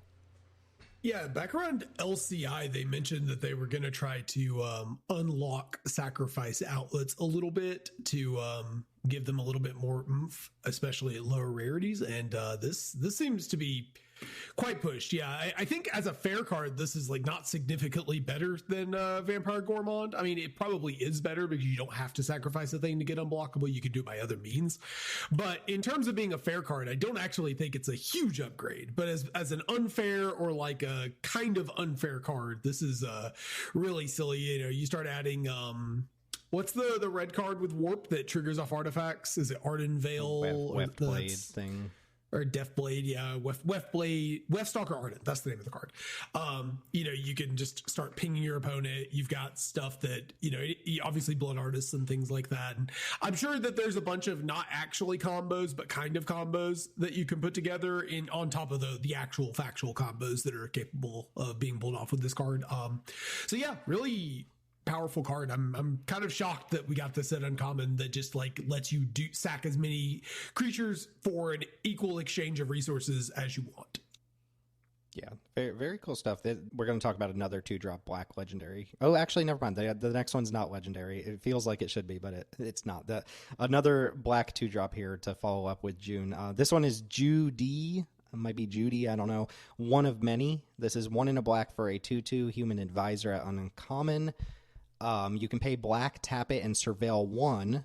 Create a token that's a copy of this creature, then sacrifice an artifact or creature. Activate only as a sorcery. So the kind of joke there being you can make copies of Judy by sacrificing other creatures or artifacts you have in play, or you can just surveil 1 and then make a copy of Judy and sack the copy of Judy. I actually really like the comp here of a puppet conjurer. Is that the thing that makes the homunculus? Yep, and then you have to sack a homunculus every turn, yeah. Yeah, and the cool thing with Judy here is that I'm just gonna call it Judy, Judge Judy. The cool thing is like if you make a copy of Judy, then they can each individually activate and potentially make even more copies of themselves and stuff like that. But baseline of just 2 mana 2/2 tap surveil 1, and then you get like a ETB, a sacrifice, death trigger, etc. Like that's kind of cool to start with, and then this actually can multiply out. So you could sack like all those spare clue tokens, treasure tokens, whatever. This also kind of combos with Quina, right? Just not like as explosively as June. So very, very sweet card. I don't know if we even have like a real comp for this exact kind of ability. This is competing for coolest card in the set.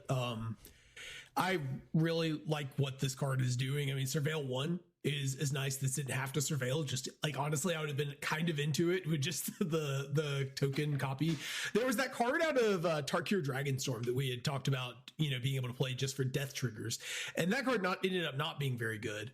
But I think the fact that this one does that thing, like that you can spend 1 black mana to get an ETB and a death trigger on top of a surveil, on top of the scaling on this card is pretty insane. Like, if you would tap with this card 1 time, did your opponent ever beat it? Like, I mean, if you get this off 1 time, right now you've got 2 of them. So now you need 2 removal spells to stop the value engine. Like, your only option is to just kill your opponent, right? Because otherwise they're just going to make like, you know, they're just going to be able to pop off. And like, this is sort of getting into Magic Christmas land in a sense, but I think Peasant engines have gotten so good that I don't think it's unreasonable to get this going where you can at least do this like once a turn, if not multiple times per turn. This is a really powerful card, and it's really cool. Mm-hmm. Yeah, I think, you know, the one thing to bring up kind of with the last card and this card that is relevant is just like we were talking about yesterday for the white 2-drop, or sorry, an hour ago for the white 2-drop Rallier, is that, you know, 2 mana 2/2 is small these days. Like, this is not, these are not, you know, really combat oriented cards. And so, you know, the question of like, if they untap with this, do you just lose? It's like, well, no, you just attack them. And I do think that, you know, that is the out here. However, if you're converting all your foods into 2/2s and you're making foods quite easily, and I think Queen of Coup isn't the card I'm most excited about with this. It's Peregrine Took, because then you're just, every single time you activate this, you're getting a food to then turn into more duties. And from that perspective, yeah, if they can't get you dead pretty quickly, then that's going to take over the game fast. So yeah, I think honestly similar card to June in the sense that I'm more interested in the combo potential here than playing this fair. I think the combo potential is actually more exciting with Judy. It's because there's kind of more cards to combo with that just they're not infinite combos. It's not game-breaking combos, but it's value combos that very quickly will give you an insurmountable advantage is kind of how I'm thinking about it. But honestly, I don't know exactly how to evaluate this card or the last card, specifically because they are relatively small. They do need other stuff happening around them for them to be maximized. So I'm coming in a little hot on this, as are y'all, with like kind of B- B level ratings. But I could see being a little too high on this. I'm really not sure how to evaluate it right now, but I'm excited to try. Mm-hmm. I was going to mention mutating onto this and then trying to make copies, but it's a human. You can't mutate onto it, so it makes me sad. All right, I won't try to convince you guys too much on the next two. I just think they're interesting cards. I actually think the first one's better than it looks because it reads like, oh, this is just going to be a dead card. But I saw your guys' grade, so I'm like, I'll read it and then we can move on. But Fatal Fissure is 1 in a black for an instant. Choose target creature. When that creature dies this turn, Earthbend 4, which, put 4+1/+1 counters on a creature you control, becomes a 0/0, and if that dies, it returns to the battlefield. So this is a extremely polarizing card that has the floor of uncastable because there's either no creature in play or there's no way to make a creature die. Combat's not happening.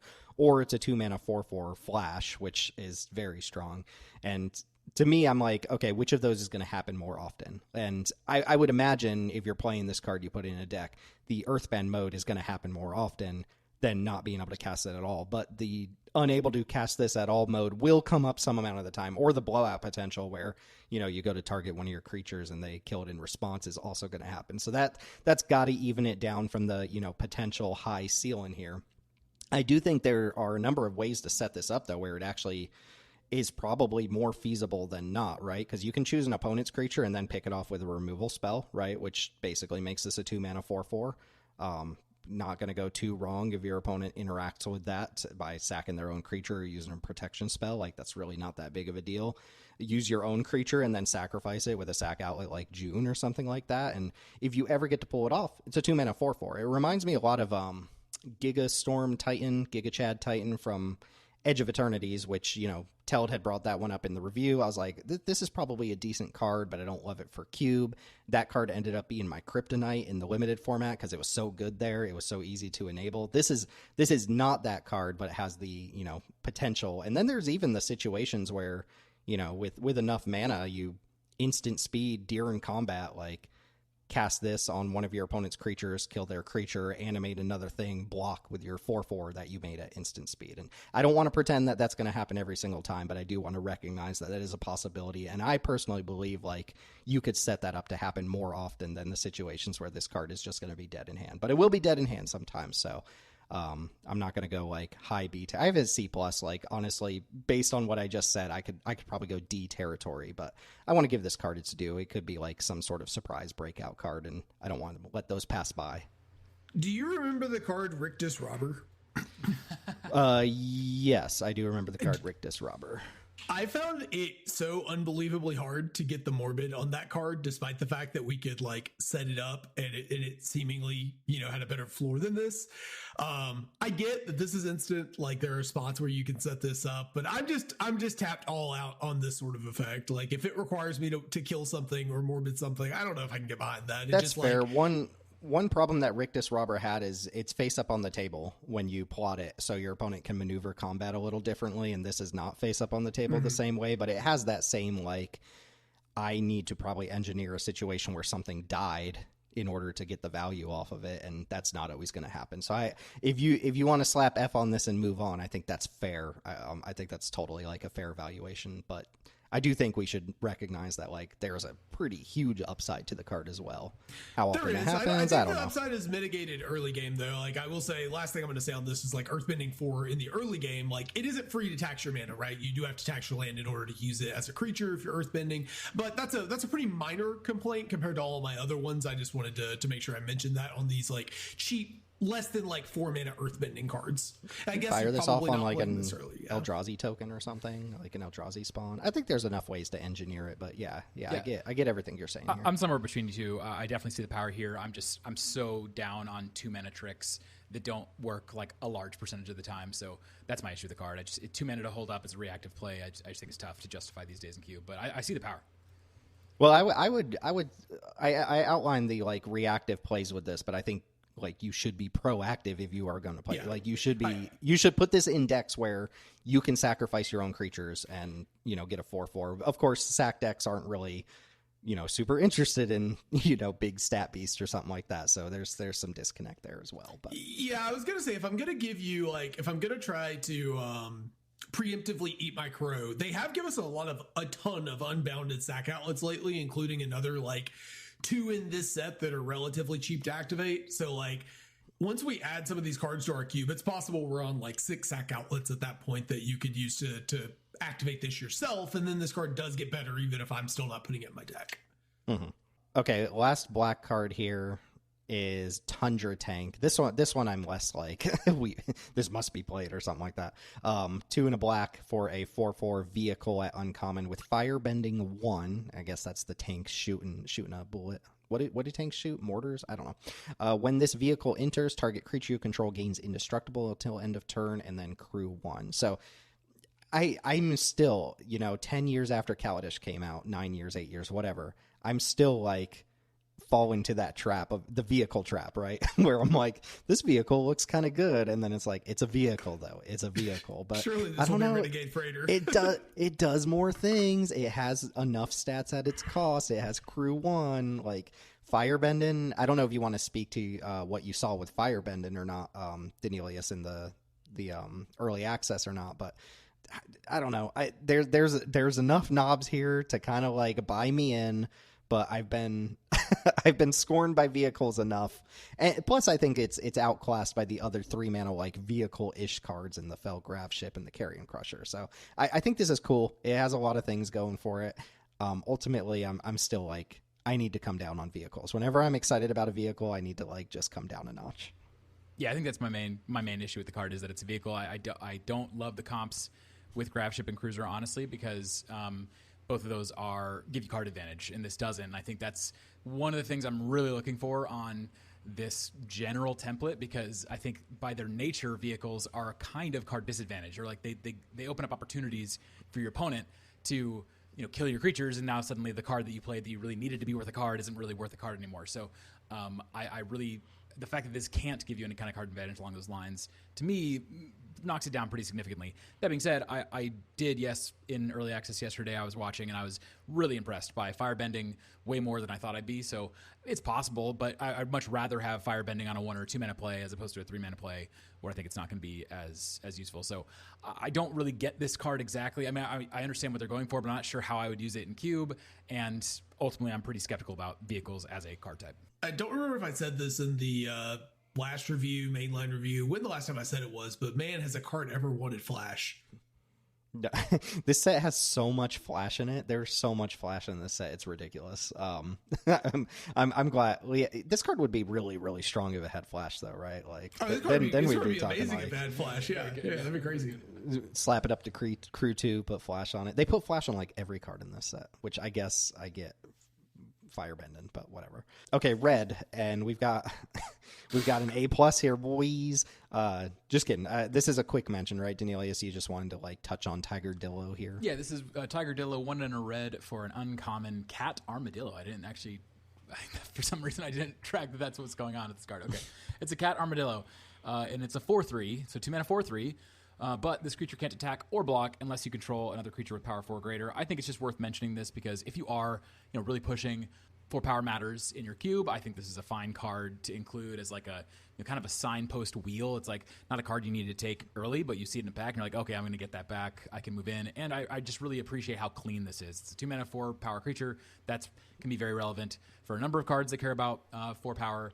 And, you know, its text box is nice and clean. There's not a whole bunch of stuff going on. So I get the general appeal of this card. I don't think it's powerful enough for our environments, but I think it's a cool addition to the format. Yeah, I mean, this is kind of bait because they also printed a 3 mana green like Gruul enchantment that wants you to be able to attack immediately, and this can't do that. If only I can think of a cleaner text box, guys. Though, how would you be willing to trade 2 toughness for the ability to actually attack? Ooh, yes, yes, I would. Oh, well, what if it was legendary instead of not being legendary? There you go. For your legendary payoffs that we're definitely going to get. It was in an extremely forgettable set about race cars. Where's the Dillo in this? This is just a tiger. There's no Dillo The tail. in this. The tail's kind of a armadillo tail, right? Do armadillos have tails like this? I don't know. Actually, I have no idea. Dude, I've seen an armadillo like once in my life, man. Like, shout out to all the Texans out there. That's the state animal of Texas, in case you want to know. Fire sages. I'll let you take this one as well, Daneelius, because you added this post, yesterday's recording. Yeah, so this is Fire Sages, 1 and a red for a 2/2 human cleric. It's an uncommon. It has Firebending 1, so when it attacks, you get to add a red mana, and that mana only lasts until end of combat.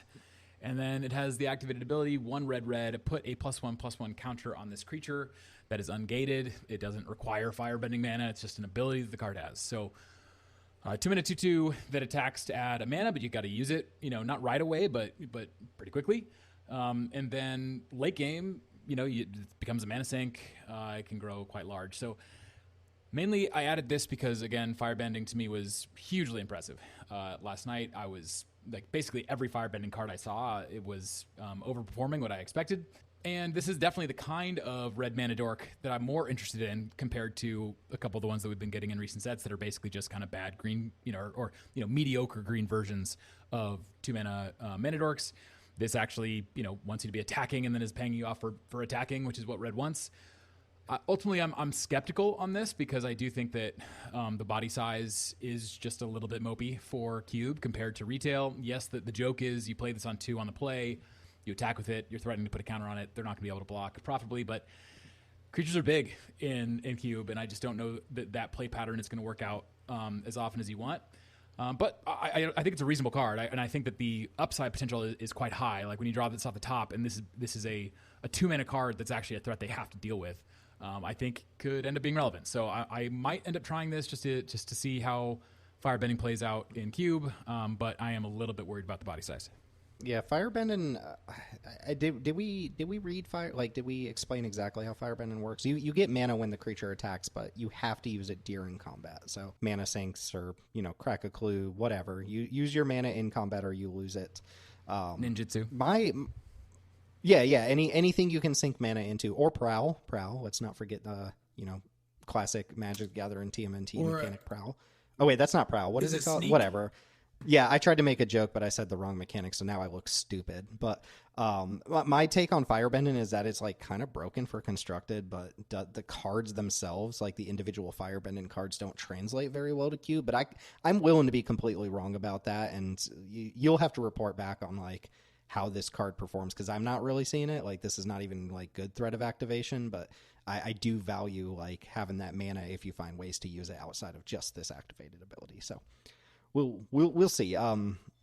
This next one, I am going to let you guys briefly talk about it, and I'll remain silent until you're done talking about it, and then I'll go on to the next one. Go for it, Teld. You added it. It's just Flame Tongue cover, right? It's so this is Mongoose Lizard. It's 4 red for a 5/6 cover. For a 5/6 with Menace with Mongoose and Lizard creature typings. When it enters, it deals 1 damage to any target and has Mountain Cycling 2. So clearly, guys, we've seen how good Playful Shove is. We've seen how good the Lizard keyword or typing can be. There are tons of Lizard payoffs. And this is just pure power crept bedhead beastie. I think this card's incredible. You're definitely joking. I don't think this is an F. I do think this is actually like not a terrible card. I don't think that 1 damage to any target line is nothing. It's just like I'm not going to take a card out of my cube to play this. That's the problem. I feel that honestly, Daneelius, if I'm not memeing, that is exactly how I feel. I think this card is like, I did want to mention it because this is a meaningful upgrade over the other Mountain Cyclers that are available, but I would be very shocked to see this in most cubes. You said you weren't going to say anything. There you go. You said it's as if strictly better bedhead beastie is like selling me on a card. This is strictly better grizzly bears. Okay, yeah. I have nothing to say about it. It's probably fine. It's fine. I forgot. I missed that it has Menace, but like, yeah, I'm just not playing this over anything else. Even if I had Reanimator, I would just play the black Cyclers before this. But anyway, I said I wasn't going to say anything. I won't say anything else. Spells. Jet's Brainwashing. I don't know who Jet is, but it seems like bad news from... Daneelius, you're our resident Avatar expert. Who is Jet? Do we know anything about Jet? I think Jet is the artist of the cartoon, right? Okay, yeah, I'll buy that. So Jet's Brainwashing is a single red mana sorcery with Kicker 3. Target creature can't block this turn. That's what you get, regardless of whether you pay Kicker or not. If the spell was kicked, gain control of that creature until end of turn. Untap it, gains haste until end of turn. Create a clue token. So no matter what, whether you kick this or not, you're stopping a creature from being able to block, and you're getting a clue token. And then if you pay the 3 extra mana, you get to just steal the creature while also making a clue token. So it's a threaten effect. It's a threaten effect that also has like a mini falter on it, which is a nice little range of abilities. Puts an artifact on board, does all that stuff, and it's a 1 mana value spell for your Micromancer and friends. Yeah, this card is really cool. Like I mean, I have to have a little bit of a gripe of like, how do we make questionably playable cards into totally playable cards? Let's just slap a gameplay mechanic token on it. Give that bad boy a clue or a map or a food, and suddenly we're talking about it. But this card's really flexible, right? Like, you mentioned the Micromancer thing, but just being able to play this and to like falter your opponent's blocker without going down on cards in the long game, being able to falter while also making a 3/1 for your Sokinsen Smelter. If you've got more dedicated sack things, or if they've got a big creature, obviously you can kick it to upscale it. Like, it just does a ton at multiple points of the game, right? You could use this for an early game tempo effect, or to finish people off. You can use it for value. You can use it to like do the steal and sack thing. Just a really, really powerful aggressive coded card. And it is crazy how much adding create a gameplay token onto a card just makes it much better. Yeah, we've been pretty down lately on the general effect. So I've been playing Furnace Rains for basically the entire time I've had the cube, which is the 3 mana threaten that when the creature deals damage, you get to make a treasure token. So kind of the same thing, but you're not always guaranteed to be able to to get through. I expect to be able to cast this for 1 more often than I'm casting it for its full kicker mode, and I think that's enough of an upgrade to have it replace Furnace Rains for me. I think that's really the thing that was missing from Furnace Rains was some sort of an alternate mode that you're excited about, because just too often the card is not making decks. The template isn't making decks unless you are doing sacrifice and shenanigans. The whole like, I'm just playing an aggro red deck and I'm going to play this threaten effect. That's just not really a thing that happens. I think you will play Jet's Brainwashing in decks that don't have access to any sacrifice. And that's interesting to me. Yeah, this is a cool take on the threaten effect, which they have experimented with attacking useful abilities onto threatens over the last year or so, but none of them have been like game-breaking cards. I think we're on Twisted Reality. Is that the one we're playing right now? The Wilds of Eldraine one that puts a monster roll on something, or some sort of roll. It puts a roll token on something. I don't remember what kind of roll it is, but very cool take on the threaten effect of the set. Next up, I think this card is... I have it in C+ range. I think it's like literal B territory if we get the learn cards for it, but it is a lesson. So Iroh's Demonstration, 1 in a red for a sorcery at uncommon. Choose 1. It deals 1 damage to each creature your opponents control, or deals 4 damage to target creature. So, there's tons of immediate comps when you look at just the 4 damage mode, your Lava Coils, and Obliterate and Bolt is kind of like the best in class for that type of effect if you're not looking at alchemy stuff. And then you get to just kind of tack on the mini sweeper effect for free, which I know, Daneelius, you're kind of like gun shy on 1 toughness creatures, but you probably still have a decent amount of token generation that this would affect. You want that sort of effect tacked on to things, and then you get the buy out of just being a 2 mana 1-for-1 removal spell. If you pull this out of your sideboard, I think this card is just busted.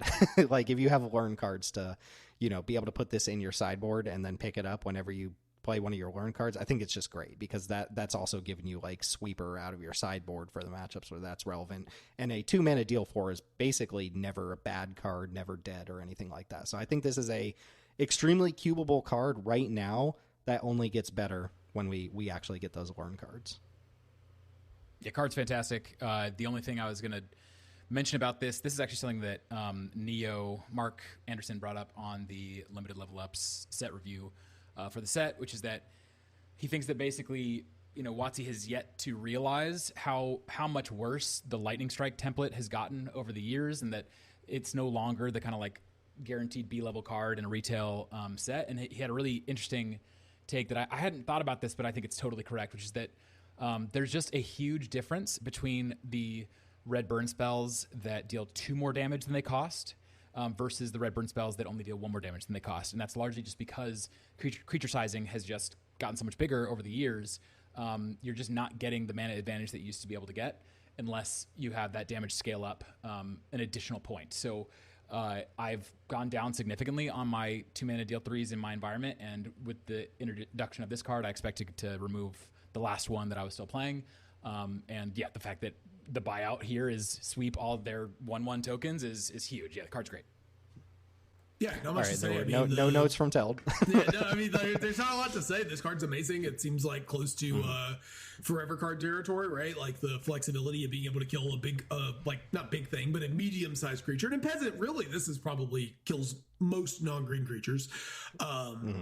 And having the option of also being able to get you out from under the tokens without being the -2/-2 effects that sometimes get into a little bit oppressive when they're one-sided. So I really like everything this card's offering. And if, like you said, if you can pull it out of your sideboard, this is one of those ones that I would be like, well, this is a really good main deck card. Like, if the learn cards are good, obviously that just lets you have more good card density. But this is one that there's a meaningful cost to even potentially putting it in your learn board. You can't just naturally draw it. I'm not taking this out of my main deck.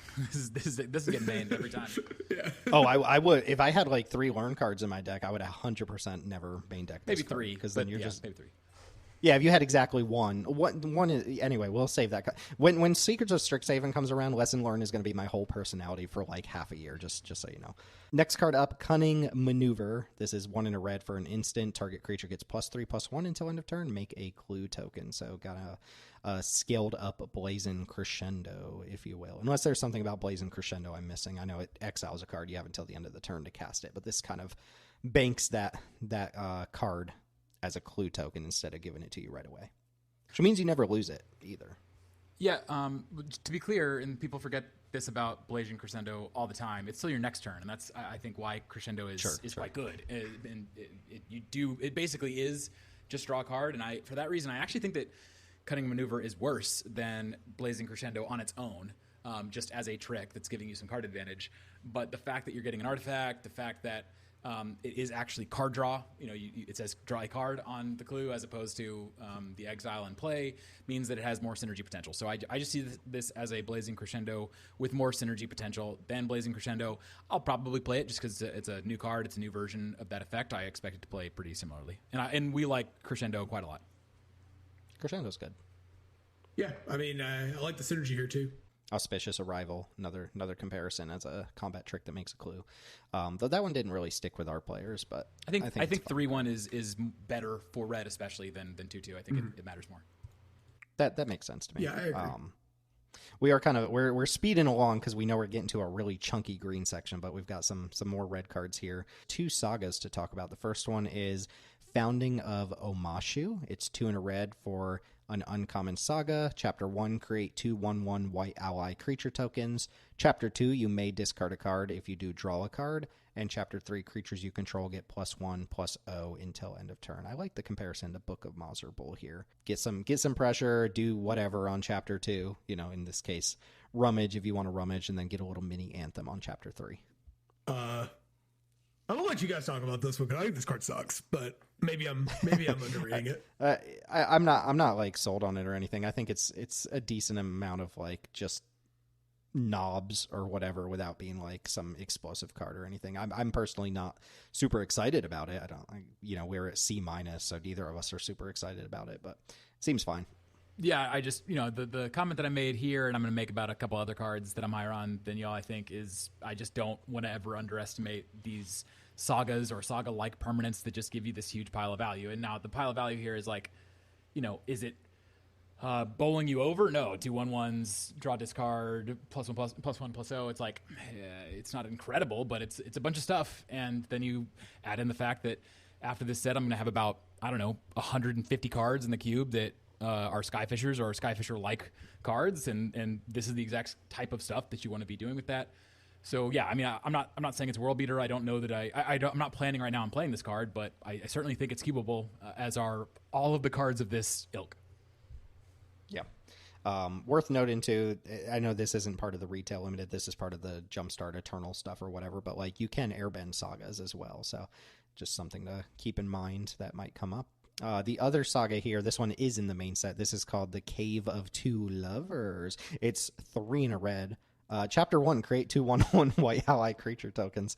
Apparently it has the same exact chapter 1 as the other one. Chapter 2, search your library for a mountain or cave. Reveal it, put it into your hand. Chapter 3, Earthbend 3. So 2 1/1s into draw a mountain into Earthbend 3. It's 3 dudes. Yeah, this card makes 3 dudes and draws you a card. This card's way better than the last one. It's like a 4 for 1. It's almost like they made this one cost 1 more mana than the last one to suggest that it's a more powerful card. Yeah, but like this one actually gives you like 5 mana worth of stuff. The other one gave you like 2.5 mana worth of stuff for your 3 mana. This card gives you more than your 4 mana is worth. Yeah, I think this is a big value pile. The last one was a more minor value pile. Yeah. Once again, though, all of these kinds of cards are very cubable. You just bounce them back to your hand when they're done, and you keep going, and they're. Yeah, Call of the Mountain Chocobo is a card that I like a lot, and this card's probably just better. I was gonna say this is very. I mean, it's got a lot of different like words on it, but it's actually very similar to the totality of Call the Mountain Chocobo, which again is I agree it's a card I like quite a bit, but this might be better. Call the Mountain Chocobo that I can pick up with my Core Sky Fisher. Exactly. This one's a permanent, and Call is not huge advantage for the Cave of Two Lovers. Earthbend 3 also at the end of the saga, if you choose to let it resolve, is a big deal. Like Call, you really want to be trying to create a game state where you flash it back. I think you just like let this one roll and you're really happy with it. Yeah, because I mean that's also make a 3/3 haste, and you're not casting it this turn, so you have your land untapped to attack with, which is a thing that is going to happen with some of the Earthbend cards. Is you're going to tap out to Earthbend, and then your creature is tapped that turn, and this doesn't have that problem. So you might still need to tap it for mana, but you have it untapped at the beginning of your turn. And one note on this is if you're a little bit skeptical about kind of the red nature of this card, and it does, it feels more like a card from some other color, I would encourage you to go look at Teld's kind of Boros Game Objects YouTube video. He did a draft of the JDG Peasant Cube and drafted a white-red Bounty Castle deck, and I think this is the exact kind of card that would fit perfectly in a deck with White Skyfishers and just a mid-range value pile. Yeah, I think I was playing the actual card Call of the Mountain Chocobo in that deck, and this would have been a pretty substantial upgrade, I suspect. Mm-hmm. Okay, let's close out Red Daneelius with Embercleave. This is literally Embercleave. It's actually just Embercleave at uncommon, rarity downshift. Yeah, so this is Twin Blades. It's 2 in a red for an artifact. Oh, this is a Teld inclusion. Okay, sorry. It's the every set flash equipment mechanic. Yes, that it is. Equips. Of course, it's me. So this is 2 in a red for a flash equipment, and when it enters, you attach it to a creature you control. That creature gains double strike until end of turn, and equipped creature gets +1/+1. You ever just like deflate yourself on a card because you misread it like mid sentence? I'll go ahead. I'll go ahead and put F in here for you. It has equipped too. I'm gonna be real with you. I thought this card gave permanent double strike in my brain when I read this. That would be nuts. It just gave double strike. Card's still okay, but I like it a lot less, and we can move on. I just legitimately was like, oh, this card gives double strike and it only costs 2 mana. What the hell? This is Monstrous Rage for 3 mana instead of 1 mana. Yeah. Uncaged Fury that's better than Uncaged Fury still is not good enough for Cube in my mind. Yeah, I think this card's they're getting closer with this effect. I mentioned this effect every single set, and I feel like are they getting closer? They're just running back the same design in every set. This one's different. We're up to double strike now. Soon TM. Okay. Yeah, it doesn't come with its own 1/1. No job select. What are we even doing here? It's easy to misread this one, I think, but it's probably still fine. It's not something any of us are interested to cube in. Okay, so for green, we've got to be a little diligent with green to kind of like keep things moving along. So I am going to just very briefly touch on the first one and keep going. This is Raucous Audience. Somebody at Wizards learned the word raucous lately, and they've been throwing it on like every other card. But Raucous Audience is 1 in a green for a 2/1 human citizen at common. It taps to add green. If you control a creature with power 4 or greater, it taps to add double green instead. So you can compare that to Whisper of the Wilds or Elysian Caryatid. This is Elysian Caryatid with an extra point of power, but it doesn't tap for any color. It's only green. I originally had this on the list when it looked like Avatar wasn't going to be a super cubable set, which isn't really the case, but it's a mana dork that sometimes double ramps you and has a little bit of extra brawling power. Nothing special, not going to replace any of the top tier mana dorks, but just wanted to mention it because I do think it is a cubable card. It's just probably below the competition. Agreed. Okay, Sparring W. Daneelius is not playing Sparring W in his cube. So, also, what's going on with this art? So, Sparring W, 1 and a green for a 1/3 artifact creature Scarecrow with Defender, and you can tap it to mill a card.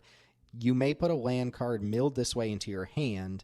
You gain 2 life if a lesson card was milled this way. So, we're comparing this to what? Greenseeker is like the most obvious thing that no one's really playing that card anymore, but it was an old card that could tap and, occasionally draw you an extra land, which would add up over the course of the game. This has types.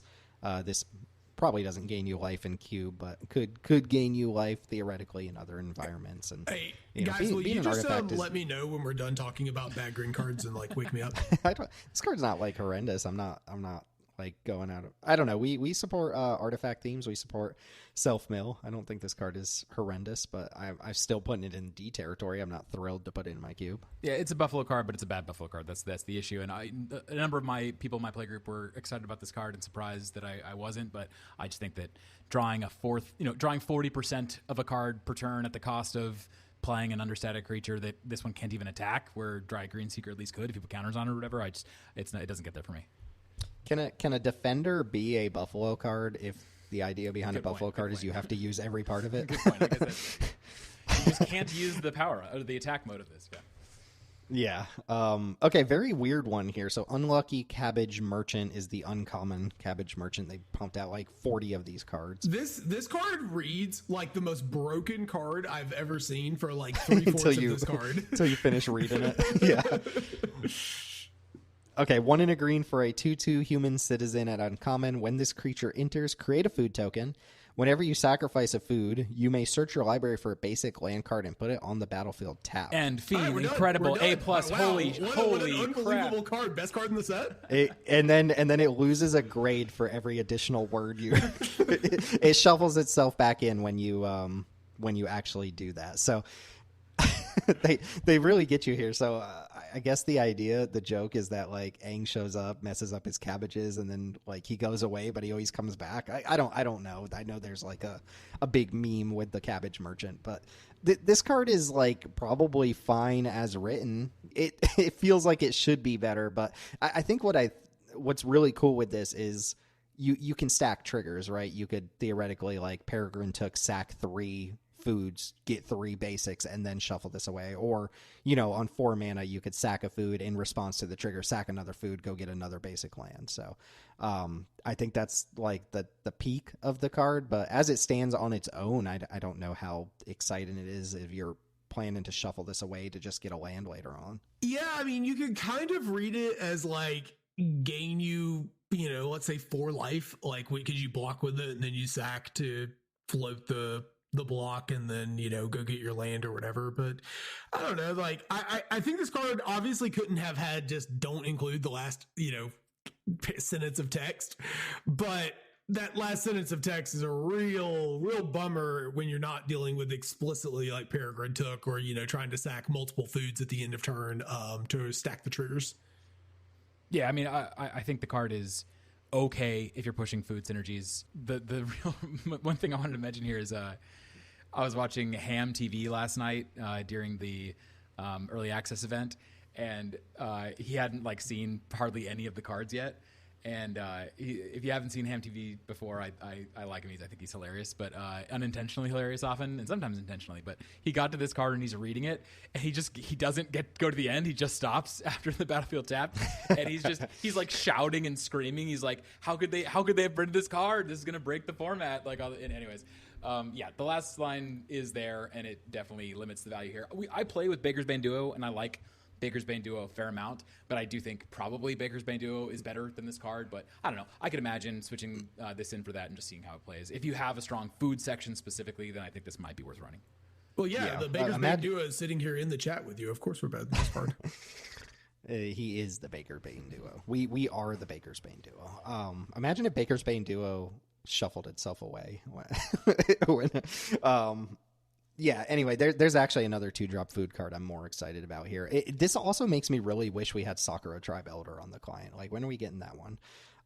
Animal Attendant up next. This is one of 2 really good dorks that they printed in mono green. The other ones are rare, but Animal Attendant is 1 in a green for a 2/2 human citizen at uncommon.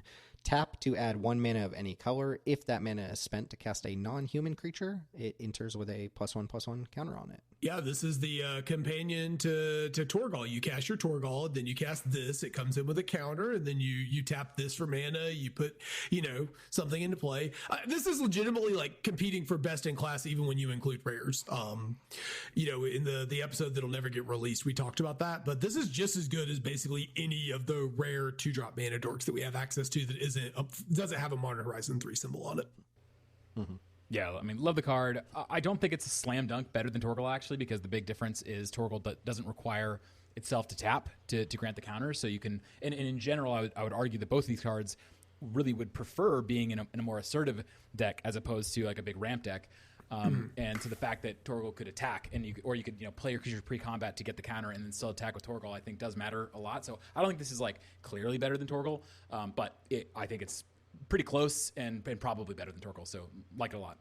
Yeah, I also, the cool thing is that this is not a slot that you have exactly one of in your cube. The 2 mana dork, exactly. Like dork with upside is a position of actually very important in Peasant, because I think the 1 mana dorks are really sketchy in Peasant. They obviously lead to the most explosive opens, but they are terrible top decks. And I'm not going to pretend that this card is a good top deck, but a 2 mana 2/2 that can attack and block and can pump up later creatures is a substantially better top deck than a 1 mana 1/1 that doesn't do anything.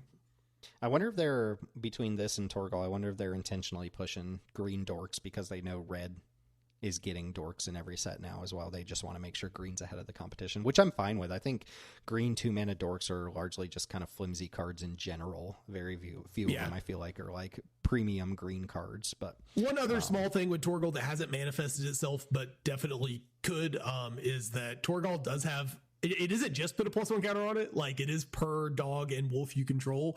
So if at some point, we get a, werewolf in London, universes beyond, and we get a bunch of playable dogs and wolves or something, that could be something that matters. I mean, I've seen Torgal give 3 counters already in games that have been played in my format, so it's not irrelevant. There's like a few really good dogs. Traveling Botanist is the main one. Well, yeah, absolutely. But just Traveling Botanist in green is a card that you're gonna play often alongside Torgal. So yeah, I agree. That's why I say I don't necessarily think that this is like definitely better than Torgal, but I think Torgal's very good. So yeah, run both. Another one. Just run both. Mm-hmm. Just run both. Okay, so the next 2 cards, I'm going to read them simultaneously or back to back, not simultaneously, and then because they're very comparable, and then we can talk about them. I think these are 2 cards that excite me a lot more for limited. I guess the second one's not actually in the retail limited format than they do for Cube, but we'll chat. So the first one is Toph the Blind Bandit. This is 2 and a green for a star 3 legendary human warrior ally. When it enters, Earthbend 2 and Toph's power is equal to the number of +1/+1 counters on the lands you control. The other one is Earthbending Student, which is 2 and a green for a 1/3 that also Earthbends 2 on entering, and it gives your land creatures vigilance. Huh. Apparently Toph is blind. Okay, yes. So Toph is blind. Yeah, I added these for a couple reasons. So one is the obvious synergy that Earthbend. Well, these are actually, I think, the only 2 Earthbending cards we have on the set review, other than that black one that you mentioned already. So yeah, we're not talking about a lot of Earthbend cards. I don't think that the majority of them are very good for Cube, but I do think that one of, if not both of these cards, are good enough for Cube. So a few synergies worth calling out. One is the bridges. So the fact that this is another way to animate your bridges definitely matters. Also, is landscapes. The fact that Earthbend, the way that it works is when the card dies or leaves the battlefield, you get to bring it back into play. And so if you Earthbend your landscape and then you sack it to go get a land, then your landscape comes back into play. And I'm particularly excited for that in shells with you social engineering or a similar big landfall payoffs, because you're not only getting 2 landfalls from that situation, but then you still have the landscape in play to get another landfall the next turn. So you're kind of getting 2 extra landfalls by playing with this. in a landfall deck. So all of that on top of the fact that this on its own is putting, a reasonable amount of power and toughness into play. I think both of these cards are quite reasonable cube additions, assuming that you're doing either of those things I mentioned before, either bridges or landscapes. Then you have like the synergy potential on top of the fact that I do think you're getting a reasonable amount of stats across multiple bodies here, even if one of the bodies is a land that you'll often have to tap for mana. Tough is just generally better than Earthbend and Student, right? I guess if you're making indestructible vigilance lands or whatever, you can still tap them for mana. But I would suspect Tough is better. If your plan is to specifically put this on a landscape and then crack it, then the Student's just better, right? Because Tough has 0 power. Correct. Yeah. Sure. Worth noting. I don't know how many other Earthbending cards we're going to get to, but Earthbending is like fairly safe in retail limited, would be my guess. Like, I haven't studied every single card in the set, but my guess is that they didn't put a lot of ways to like bounce land creatures back to hands. And, there's plenty of ways to kill an animated creature or exile it, but they come back into play. That's not true in Cube, where you have a lot of bounce for, like any mana war type thing that can bounce a creature. As long as it doesn't say non-land, can snipe a earthbended creature, and they do not come back into play if they're bounced. Yes, but I think that over time we've been really heavily moving away from cards that just target creatures, and we have way more cards now that target non-land permanents. Like the two non-land permanent, two mana wars I'm playing right now are both of them target non-land permanents. So I'm not exactly sure. Yes, like Fading Hope gets these lands really, really brutally, and that will feel bad when it happens. But I think it's actually not that dissimilar of a situation in Cube right now. Well, it is important to remember. I mean, yes, it is good. I'm not trying to undersell the Fading Hope thing, but like, you don't lose the land permanently. You can replay it. By the time you're playing these cards and you actually want to be earthbending, you might not even want to, you might not even have land drops to be making, right? So you could just replay your land. And if your plan is to put it on a landscape, you could just respond by cracking the landscape, right? Yeah, I just want to point out that like Earthbend is fairly safe in retail limited and is less safe in Cube. Sure, yeah, if your plan is to make it a creature, but I don't think either of these cards make a big enough creature for me to be super concerned about this.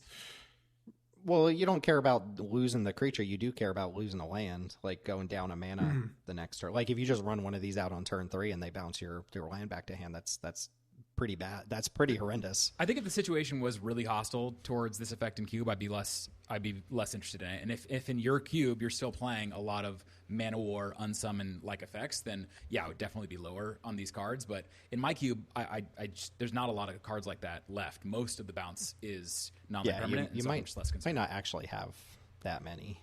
I just wanted to point that out. Just something to keep in mind, because I correct me if I'm wrong, but there's probably very, very few ways to actually gank an earthbent land in retail limited. Yeah, very few. Okay, couple more green cards. So we've got Flopsy Boomy's Buddy. This is 4 green for a 4/4 Ape Goat, legendary Ape Goat. When Flopsy enters, put a +1 counter on each creature you control, and each creature you control with power 4 or greater can't be blocked by more than one creature. Does this get over the line for a green 6-drop for you? No, no, it does not. I think that Ridgescale Tusker, I think we have slightly different views on Ridgescale Tusker. Probably, I think I'm lower on it in general. I think that the number of times these days where you have just like huge board versus huge board, and I play my Tusker and now I win, I don't think that happens. I hate Ridgescale Tusker. What are you talking about? Oh, okay, good. Yeah, I think it's definitely worse than it used to be. I think it's still like cubable, but I think there was a time in which it was kind of a house, and it's just not really a house anymore. It's fine. But I think oftentimes you're just getting 2 counters off of it, and then it's pretty similar to a lot of other cards that ETB put 2 counters on things. So the fact that this is 6 mana, I mean, to me personally, the increase from 5 to 6 is just unacceptable entirely. Like these days, I'm basically unwilling to play 6 drops unless they have cheap buyouts or they're incredible monsters, and I just don't see this as an incredible monster. So okay card, but yeah, doesn't get not enough juice to make up for the fact that it costs 6 mana. Yeah, I mean, I do think if I'm going to try to give this card a little bit, which I don't think it's very good, but a lot of the ways that a non-green deck can actually kill green creatures without removal, they're going to have to double block. most of the time. And if you play something like a trumpeting herd and then you play this guy and, you make 2/4/4s that have to be blocked by multiple creatures, it's probably going to give you some good attacks. But I do agree with you. I think the number of times you play Ridgescale Tusker and you're getting like 1 or 2 counters put onto the table is more often than you would like to admit. And in that case, I think this card is probably quite bad. And then when you compare it to like what you can do for 6 mana without a buyout, like something like an Autarch Mammoth, right? That's just like, all right, here's 1,000,000 points of stats for my 6 mana. I think that's what we're really looking for when we play green cards without buyout, which is that and Glacier Godmar, the only 2 like expensive green creatures that we run that don't have some sort of buyout alternative mode or anything like that. And both of them in their own way kind of just win the game. Would you guys be interested if this was the Forest Cycler of the set? If it just had Forest Cycler and 2 that'd be awesome on it? That'd be dope. Definitely. Okay, put Cyclone on things. Got it. All right, another sorcery, or I guess our first sorcery in green. This one's a lesson. It's a lesson. True Ancestry, 1 in a green. Uncommon sorcery, return up to 1 target permanent card from your graveyard to your hand. Create a clue token. We've seen this card before, quite often actually. Just this is the first time we've seen it actually create a clue token, which puts it above all the other ones that either proliferate or make a food or whatever. We've really not learned our lesson on these cards, have we? We just keep going back to the well for these value. But it's a clue token. Clue tokens are this is a 2-for-1. This is legit. This is a 2-for-1. Yes. And if you have no targets in the graveyard, it still cycles. It's expensive cycling. You don't want to do that, but you could. Clue tokens are a guaranteed to be useful, whereas like a food is not, or proliferate is not, right? Yeah. So this is a 2-mana draw too, given enough time. Yeah. Yeah, no notes, pretty clear, obviously playable. The only thing I'll say, I guess, is that return up to 1 target permanent card from your graveyard to your hand theoretically is a meaningful nerf on regrowth effects. But in Cube, I don't know, like so many of the cards these days are permanents anyways. So yeah, 10 of our 52 green cards are non-permanents. This is the card too that I think this is the exact card that I really want Strixhaven to give us some learn for, because I don't really want to put this card in my main deck. Like I probably would, because it's just got enough on rate that I would be willing to play it. But man, is this not the best card ever to go get out of your learn board and be like, this is what I'm talking about. This is the card we want to go tutor up with our learn board, because now it's like, all right, well, my card that drew me a card just drew me 2 more cards. I can buy back the card that got me this card. Oh man. They're going to mess this up. They're not giving us learn. Your brain is going to be so swole from all the learning. Tim, it's too good to be true. They're not. The pessimism in me is creeping in. They're not giving us learn in Strixhaven. I'll just go play Flesh and Blood if they don't do it. Okay, don't hold me to that. Okay, next card. I like this one quite a bit. Boomy's Feast Lecture. They really so this is Boomy, also, who the buddy was buddies with Boomy. Is that a bald head, or is that like a cloche or something? Whatever. Yeah, this is Boomy, Floppy's friend. Flopsy's daddy. 1 in a green for this is a lesson. It's a lesson. Create a food token. Okay, 2 mana, create a food token. Then Earthbend X, where X is twice the number of food tokens you control. So baseline, 2 mana, 2/2, potentially tapped. Right, if you play this on turn 2, it's going to be a tapped Baker's Bane duo of sorts. If you have 1 other food token, and we actually in the Peasant, Jake Diver Game and Peasant Cube do support food as like a sub theme right now. This is a 4/4, and it scales up from there. This could be a 2 mana 6/6 or 7/7. It always starts as a 2 mana 2/2, and then has the potential to be bigger. So much like the Cabbage Man, I think this is like, are you doing food? If yes, then this is probably pretty good. If no, then I don't really see much of a reason to play it. I was going to say that I do think there's possibly a reason to play it, which is that it's the cheapest way to Earthbend. And again, if you're looking to pair this with landscapes, then that might be, I might be willing to run this in like my Social Engineering deck without, strong food payoffs. But I definitely agree with you. It reads strongly as a food card, but, I also want to play this with bridges and bridges and food, and now I'm making like a 6/6 indestructible land or whatever. Like that's quite exciting to me. So I agree with you. If you're not running any food in your cube, or if food isn't a part of your cube, I wouldn't run this. But I feel like once it's in the cube, I could actually imagine playing it in some decks that don't have like crazy strong food synergies. Man, I really want to play the stupid Bloomburrow green black squirrel. Oh, also, sorry. One other thing here is you nerf the card while reading it. It doesn't say twice the number of food tokens you control. It just says twice the number of foods you control. So it does count. Oh, tough cookie. Yeah. Wait. Okay. We put Vireat Mentor in the cube. Never mind. It's in the cube. It's in the cube. I had to go Google it. It's like literally. This card's so good, and it's a lesson. You don't even have to put it in your deck. You pull this out of your lesson board like you're so cooking. You've already had time to bake your food, and then you're just going to be like, bam, here's my 8/8 with haste. Are there any green learn cards right now? There's like cram session. Okay, artifacts and enchantments. We got 2 enchantments to close out with. So, C, Leaves from the Vine is 1 in a green for a saga. Chapter 1 doesn't do anything. Chapter 2 doesn't do anything, and then Chapter 3 doesn't do anything. So. So I guess you want me to read this card. This is Leaves from the Vine.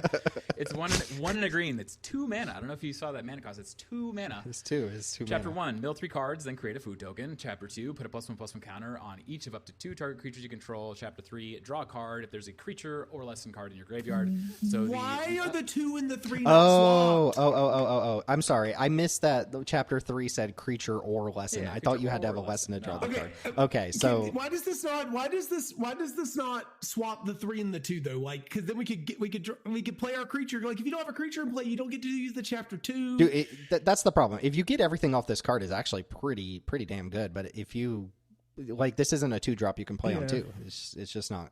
It's not good on turn 2, which it's fine. 2-drops can be playable later in the game as on a double spell turn, and in which case, like this actually gives you quite a bit. It's doing a lot of different things. +1 counter. I mean, not like this. Like, I'm sorry, I don't mean to interrupt you, but like when you're talking about really small incremental value, which this card is super small incremental value, you want those early in the game. Late game, you can just spend more mana and do bigger things. Okay, so I'm gonna spin for you a completely wild scenario for Cube. You play a 1-drop creature, then you play this. Then at some point you bounce this back to your hand and you do it again. A 1-drop in it's this like economy? Completely insane. Like I'm not saying this card is completely that's insane. not. I'm just saying, like, isn't that just not good though? Isn't that just like 1-drop creature into this is not good, right? You get a +1 counter and you probably still miss on like, Chapter 3. Couldn't you have just played a 2-drop instead, Daneelius? I guess you mill first. You You're mill hoping to cards. mill a creature. This card is 2 mana to make an object, fill your yard, put counters on things, draw a card. Like, this is doing so much for 2 mana. I'm not saying that it's better than like Welcome to Sweet Tooth, which is, a comp that people have brought up and they're like, oh, well, Welcome to Sweet Tooth is better. Welcome to Sweet Tooth is like one of the best green cards in Cube, in my opinion. So it's like there's plenty of room for this to be way worse than Welcome to Sweet Tooth and to still be a perfectly cubable card. Not to mention the fact that it synergizes with multiple different archetypes. The fact that it makes food and fills your yard and has counters and like I'm not saying it's an amazing card. It's just like, to me, it's a glue card that I could totally imagine playing in a lot of green decks. I feel like this card is worse than every single card that costs the same amount of mana in our cube. Like, I can't, like, maybe I'm wrong on this. I'm willing to be wrong on it. But every single card that costs 2 mana, even if I think about playing them on turn 2 or turn 10, I would rather have that card than whatever this is doing. I'll come up on it. That my hesitation with it, even after like kind of reevaluating and actually getting the words on this correctly, is like it does a lot of things for a lot of different decks. Like, we have green decks that care about self-mill. We have green decks that care about food. We have green decks that go wide and care about +1 counters. A lot of those decks aren't interested in all of these things at once. So like you're probably in a green deck that's missing out on some important part of this. But I will admit, I miss that this is easier to get the draw off of on Chapter 3. I was kind of like thinking of it as I have to have a lesson to get the draw. If you're drawing off of this and you're getting at least a +1 counter, like if the +1 counter mode just misses completely, I think this is not good. I feel like if you're playing exactly the card, what is the name of the card? The Witness. Evolution, say? Evolution Witness, yes. The adept, or the was it adept witness? Yeah. So you could like play this in the mid game. You like play your witness. You play this. You adapt your witness. You put a +1 counter on it. You pick something else up. Like, I think that's pretty cool. That you can do, but I don't know. I just like this is really slow. It doesn't provide a ton of stuff. Like, it's decent value for 2 mana. I will acknowledge it's fine. A food token, mill 3, 2 +1 counters, and a draw card is all like a fine package for 2 mana.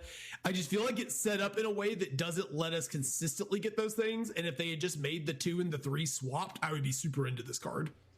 Yeah, I guess my final verdict on this for me is that, like, if all of this stuff was guaranteed, it's like if you were going to get all the value from this without really having to work for it at all, I think it would be busted. I think the fact that you do have to work for it is what brings it down to a C minus level card. But if you're getting the +1, if you're getting 2 +1 counters off of this is really good. Yeah, right? Draw a card, 2 counters, and another object, and the mill. I think that the fact that you have to work for it a little bit is not a bad thing, because otherwise I think it would just be a really, really rock solid. Again, in the context of Cube, where we've been talking about the 150 different Skyfishers we have access to, give me more of these permanent effects that just pile up value for not very much mana. I think we've just seen this over and over again. Cards like this overperform, and so I'm not going to underrate another one these days. That's my feeling. This is the one. The other one I was pretty committed that I wasn't going to be wrong. I'm willing to acknowledge that maybe I'm just undervaluing this card. So like, I'm willing to be wrong on this one. The 3 mana make a hill giant or whatever. I'm not budging on that one. I'm not going to budge on this being a bad turn 2 play. Even if you have a 1-drop on one, it's not good. Like, because your 1-drop's probably a dumb mana dork. Who cares if it gets a +1? Yeah, +1 I'll come up to a D+ on this, but I'm not budging into the C range on a card that requires this much setup or like is this bad on turn 2. I'll come up to see if this is reliably cantrip, and I think the value's there. I'm not like over the moon about it though. So, Solid Ground, close out green with Solid Ground. It's 3 and a green for an uncommon enchantment. When this enchantment enters Earthbend 3, it has the Hardened Scales ability. If one or more +1 counters would be put on a permanent you control, you get an additional +1 counter instead. So I guess this is essentially a 4 mana 4/4, right? This is Earthbend 4. Given its own text, and then it gives you the Hardened Scales ability. And I assume you're also thinking about this with the artifact lands, or are you just like this card is fine on its own merit? Yeah, that's the main reason why I think you should be interested in this card, is if you're running bridges and you're okay with that combination of effects, then I think this is at least reasonable. But I've come down on it certainly since I originally saw it. I was excited originally, but I think that second line, the additional counters when you're doing counters, that's faker and faker these days. I think it's pretty hard. There's not a lot of cubes that are really leaning into +1/+1 counter synergies, but if you are, then I think this becomes more reasonable. But it's really not exactly a 4 mana 4/4, because obviously the creature will be tapped, so it's more like a 5 mana 4/4. But yes, with bridges it gets a lot more exciting. There's not a lot of ways we have to make actually 4/4 bridges, and so that's kind of the main reason why I thought that this is worth at least considering. Yeah, okay, I mean, I think it's really cool to get this effect at Peasant. I don't think it's good, but I think it's really cool that we got the effect at Peasant. Well, we had the Kami, right? The thing that you have it right here. Kami of Discord, whatever. Oh, I wrote that in there. Forgot about the Kami. Okay, yeah, that's a lot less. This is a lot less interesting then. Yeah. Yeah, and I guess if you are specifically doing +1/+1 counter stuffs in your build, then there's a lot of tools here. All the Earthbend cards start to look more interesting. I'm glad you pointed this out, Daneelius. This is why we bring you on the show, because I wasn't really thinking about Earthbend in the context of artifact lands at all, but it is definitely probably a huge reason to think about all the Earthbend cards in the set. So. Gold cards. Let's get through some gold cards here. Some of them are actually pretty straightforward. I see you've added a couple others in here, at least one other. So Hermetic Herbalist is blue-green for a 2/3 human druid ally. Tap to add 1 mana of any color, and then tap to add 2 mana of any combination of colors, but you can only spend that mana to cast Lesson. So basically 2 mana 2/3 dork that taps for any color, which that extra point of toughness is the reason we're talking about it here. Yeah, this is the first one we've ever seen at Peasant in terms of like a 2/3 mana dork. I don't think that is enough as a gold card to play this. However, if we get a little bit more Lesson stuff like you've been talking about, I think this becomes potentially interesting. But I do think it's just worth calling out as the first 2 mana 2/3 dork. I think that's, again, I wouldn't be shocked to see this in someone's cube, but probably not enough for me. Yeah, notice I'm not talking about this card. What if we get Lessons, though? Okay, Professor Professor Zai? Let's go with that. Professor Zai, Anthropologist, is double Izzet hybrid mana, so blue, red, or blue-red. It's a 0/3 legendary human advisor ally. Tap, discard a card to draw a card, or pay 1, tap, and sacrifice Professor Zai.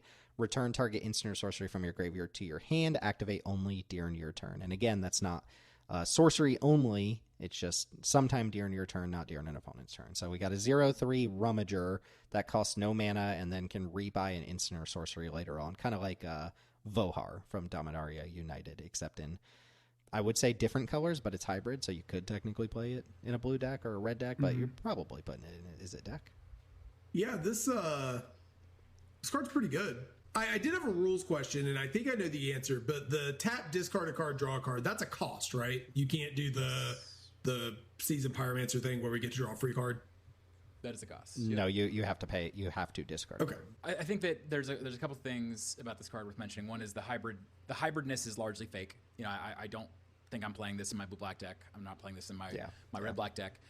The one area where it's not fake, and we haven't really talked about this, but if you are trying to support monocolor in your cube, like that monocolor is a huge portion of the set. Like they are very much trying to seed monocolor decks into the retail environment. There are a few really, really good monocolor payoffs in the retail format.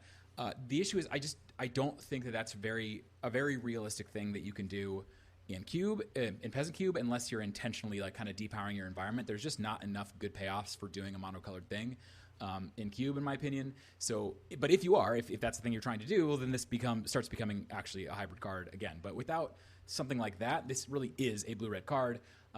And the fact that it's a 0-3 versus Vohar being, I believe, a 1-2, I don't know which one of those I prefer. I think it's probably pretty similar. But I can't remember. Vohar is not only on your turn, right? You can do that at instant speed? No, I think it's got to be on your turn. I'm looking it up right now. I can't remember. No, it's activated as a sorcery. Okay, and that actually costs 2 to activate that. The upside, I guess, on Vohar is that you can drain your opponent if the card that you discard is an instant or sorcery, and obviously that looting is significantly better than rummaging. Like you can't. I don't want to just pass over that without mentioning rummaging is definitely worse than looting by a good amount. But I have been looking for more ways to push kind of the looting synergies in blue-red with stuff like Mako and Skyray. I play with Improbable Alliance, so I think this is a solid support card for synergies I'm already looking to play in blue-red, and a decent card on its own. Yeah, I only want to talk about this card. I think this card's good, and we should be playing it, it's fine, and we should be playing it.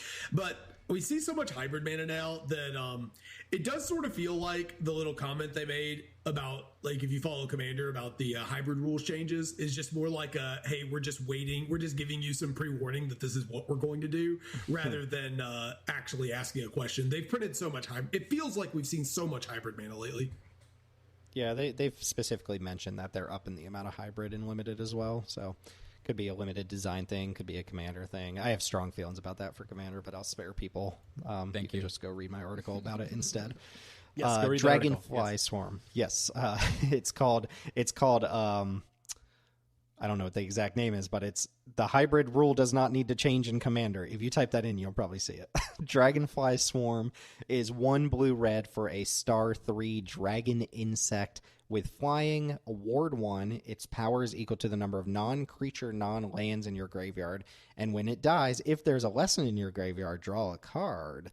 So Enigma Drake. Enigma Drake was a star 4, but only counted instants and sorceries. This drops a point of toughness, picks up ward 1, counts all sorts of non-creature, non-land permanents, so your sagas and stuff will pump this. The lesson thing is kind of fake text until it actually isn't fake text in a few months. Are we excited about a slightly pumped up Enigma Drake here? I mean, I think this is probably not good enough. I mostly wanted to draw attention to the fact that even this has always been instant and sorcery color has just when was the last time we saw just instant and sorcery? Was it I don't know. Yeah, it's been a while. It feels like it's been a while since we saw something other than non-creature, and like now we're seeing it in Enigma Drake with that text. I don't think this is good enough, really. I mean, if you can guarantee there's a lesson in your graveyard, it's really good. But I think that this card is. I always like looking at these cards because this reminds me of one of my favorite standard decks of all time. But I don't think this card is really all that good. Ward 1 does make this card annoying to kill, though. Yeah, Ward 1 is useful, but the fact that it only has 3 toughness means it's dying to cheaper spells than like Enigma Drake was. The non-creature bit is the part of this that to me is like makes it worth even considering at all. But I don't know. This template doesn't really excite me, I think, as much as it excites a lot of other limited players. So it's a no for me. Sure. This gets owned in every way by Nowhere to Run. It just takes away ward, 3 toughness, kills that thing. Like, just natural enemy there. It's a neat card. I would reconsider it, or at least have a conversation about it once we bring in the 15 lessons we're going to bring in. So, Foggy Swamp Spirit Keeper. What a name. What are you holding? What are you holding? 1 blue black for a 2/4 lifelinking human druid ally. Whenever you draw your second card each turn, make a 1/1 colorless spirit token that cannot block spirits and... Or I'm sorry, I should just read the thing. This token can't block or be blocked by non-spirit creatures, so it can only engage with combat with other spirit basically tokens shadow or spirit creatures. Shadow adjacent. Yeah, essentially spirit shadow. I have to imagine, I can see the grades, but I have to imagine this is like a card that Daneelius is really excited about on account of how much we've loved Mischievous Mystic and all those other. You literally said you play with Improbable Alliance, so a blue-black version of that. Yeah, I like the card a lot. I think the biggest question for most cubes is just going to be, how many payoffs can you run? Like, what assortment of them, especially in your gold slots. Right now, my payoff for the kind of draw 2+ archetype in blue-black is Sneaky Snacker, and I love that card, and I really don't want to cut it. And so, if I want to play this, I'd have to figure out a way to put 2 in, but then I'm maybe having to cut some of the really cool enablers like Vohar or like Dreadwing Scavenger. So I'm not really sure exactly how I'm going to fit it in, but I like the 3-mana 2/4 body also quite a lot these days. I think we've seen enough of these that, like, if the card is doing something card advantage-y or object advantage-y, and you're on top of that, you get the 3-mana 2/4 body. I think that's an asset, and then adding lifelink onto this, even better. So yeah, I think the card is obviously quite solid. The main question for me is just number of payoffs and gold slots and all that normally comes in.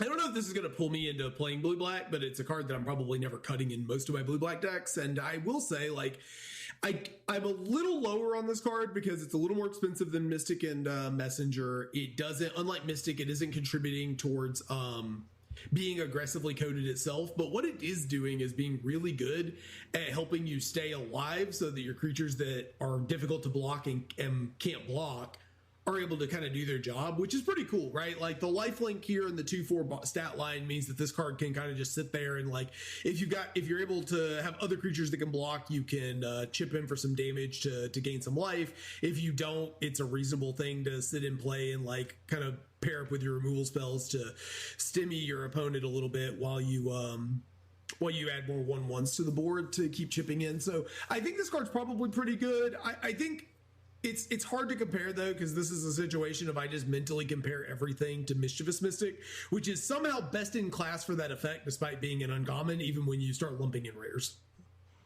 Core set uncommon. Yeah, I mean, they're making more of these. They must have caught on to the formula of making 1/1 dudes when you draw your second card is actually pretty good, or do your second anything. Daneelius, you're the resident Avatar buff.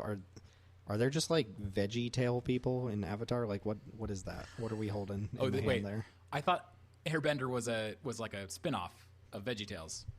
Is it not? Oh, it might be. Oh man, it gets worse when you zoom in. I also want to make a comment that there's people listening who are probably, like, really into Avatar, and we're just kind of like we're just clowning. You're just clowns about it in general. Well, I've heard that I'm just giving them an opportunity to, like, actually tell us what's going on. Yeah, in please this do. art. And by the I'm way, I've actually heard he might not have been telling us the truth about spiders, man. I mean, I know that's a cat gator. I know that's a cat gator in the art, right? Isn't there a card called Cat Gator in this set? I will say that I've heard a lot of people who say that they like, including my significant other, who think that this is a really fun property and they like it a lot. And some people who've actually gone to watch it for the first time since the set came out, and they're like, dang, that's actually pretty good. So I think Avatar's cool. I don't want to, I'm not trying to knock it. It's just like, as an outsider looking in, you see this person saying no to this cat gator, and they're also holding, like, the Mandragora from that Harry Potter movie, and it's like, what is happening here? What's going on?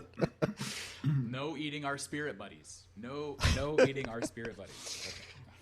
Okay, we have Sokka Lateral Strategist. I had to second my... Did I say... Changes are just no longer a thing we get excited about, huh? This is just like cards that do something that generate value every single turn, near guaranteed, are just things that we do now. I don't know why I thought this card was a 2/2. So anyway, it's one Azorius, 3 mana total for a legendary human warrior ally with vigilance, and whenever Soka, and at least one other creature attack, draw a card. Ooh, little two-headed giant action there. All right, so Tim, in the mainline cube, we play a card called Phelan of Sea and Sky. Same thing, basically the same. More flexible casting cost. Exact same card.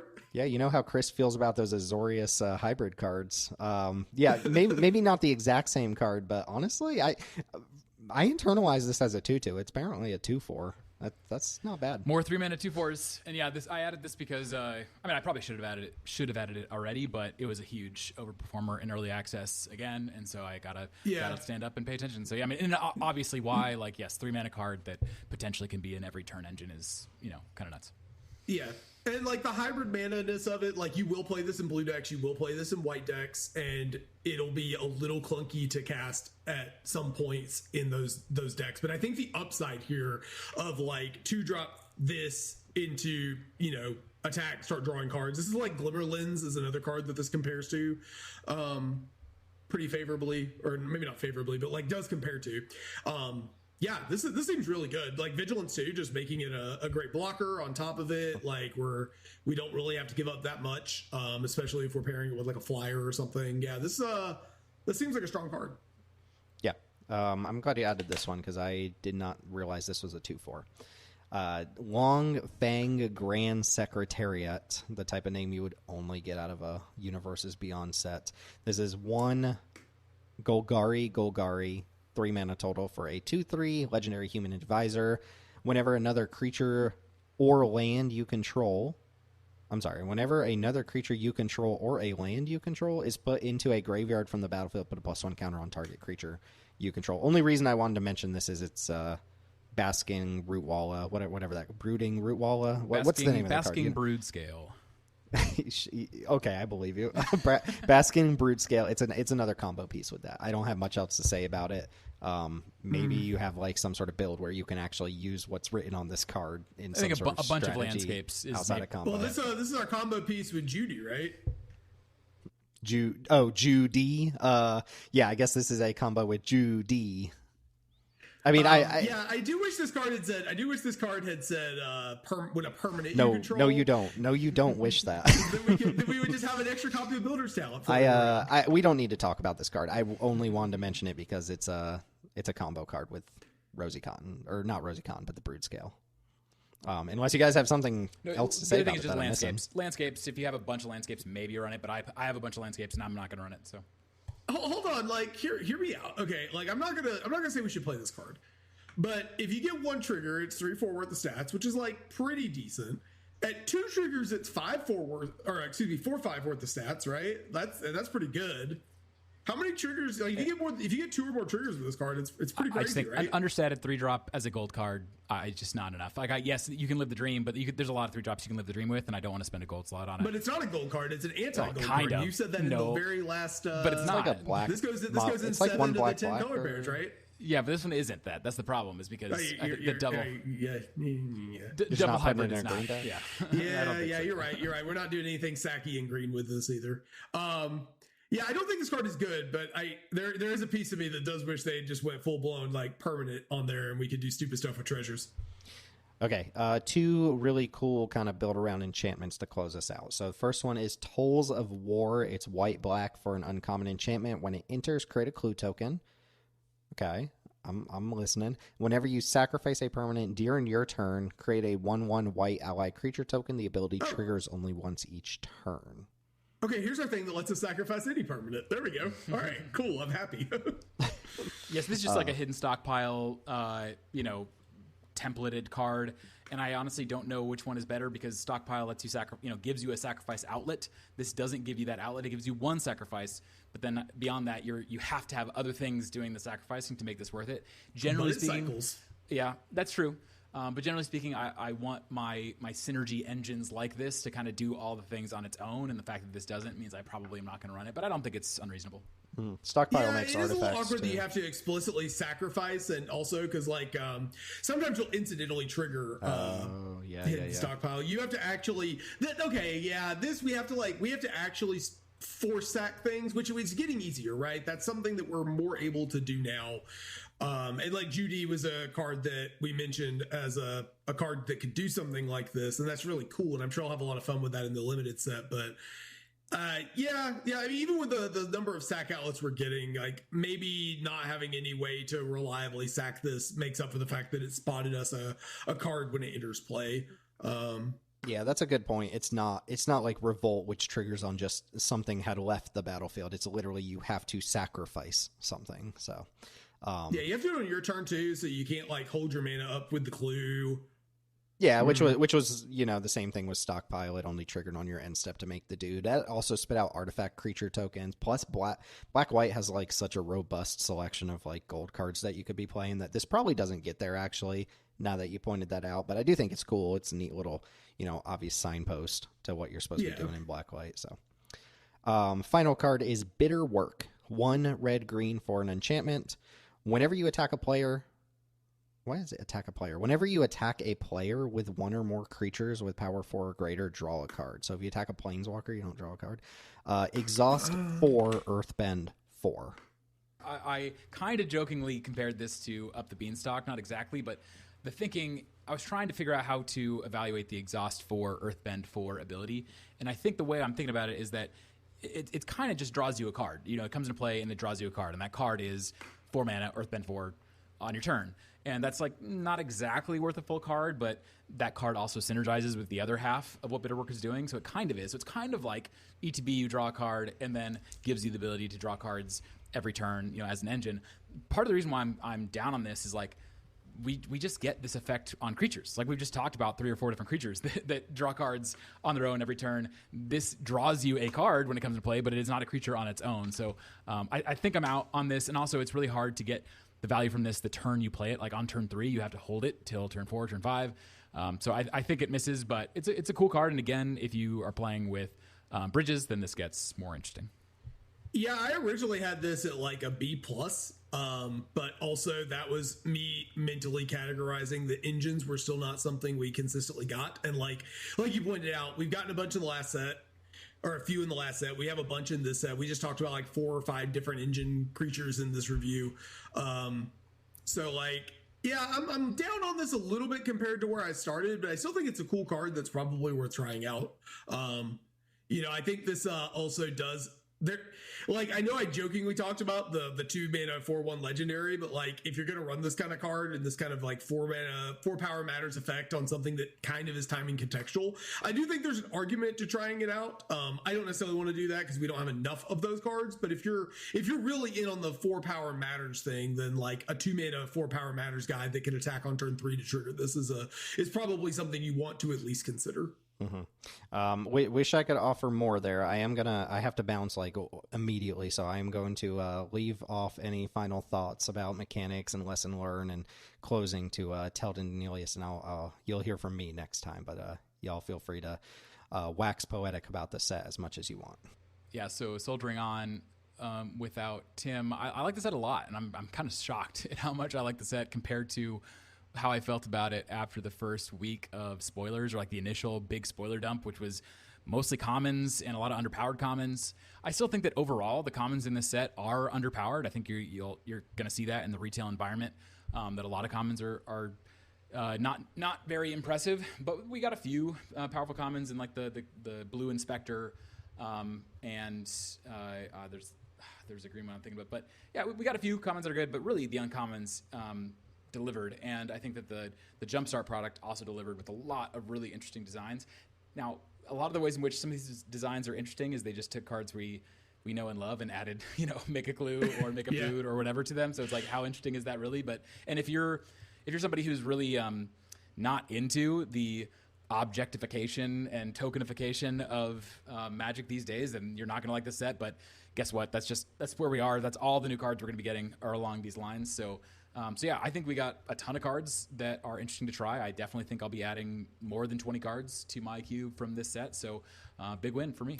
Yeah, I was surprised for a product in Universes Beyond that I have no personal attachment to, that I actually really ended up enjoying a lot of the stylistic choices that they made on some of the cards. Like, I feel like they weirdly fit reasonably well into like Magic. They don't stick out. Like I know, sandwiched between like TMNT and the Through the Omen paths, which we got lucky there, I guess, because those are at least like kind of look like Magic cards. But the Spider-Man set and the TMNT set and all that, like it's nice to see something where I'm like, okay, this is a little like obviously it sticks out just a little bit, but a lot of these cards you could print them as Magic cards and tell me it's not from another set, and I would be down for that.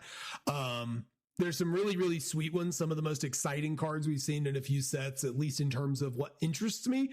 Cards like Judy and Princess Yue are just like really interesting cards. And I'm not sure that, how many of these cards end up being like stick around cards, but there's definitely a lot here worth testing. Yeah, overall, I mean, it grew on me a lot, and you mentioned the commons being bad, but luckily that we're in the play booster era. So every pack is like 3 rares and 15 uncommons. And, you got like 3 commons sitting there at the end of the pack. Yeah, the common I forgot to mention is Airbending Lesson, which is a card I'm very excited about. I think it's going to be quite solid in Cube. Yeah. The one thing I was going to suggest is I like what you did there. Is there what's the card you're most excited about for the set? I definitely have.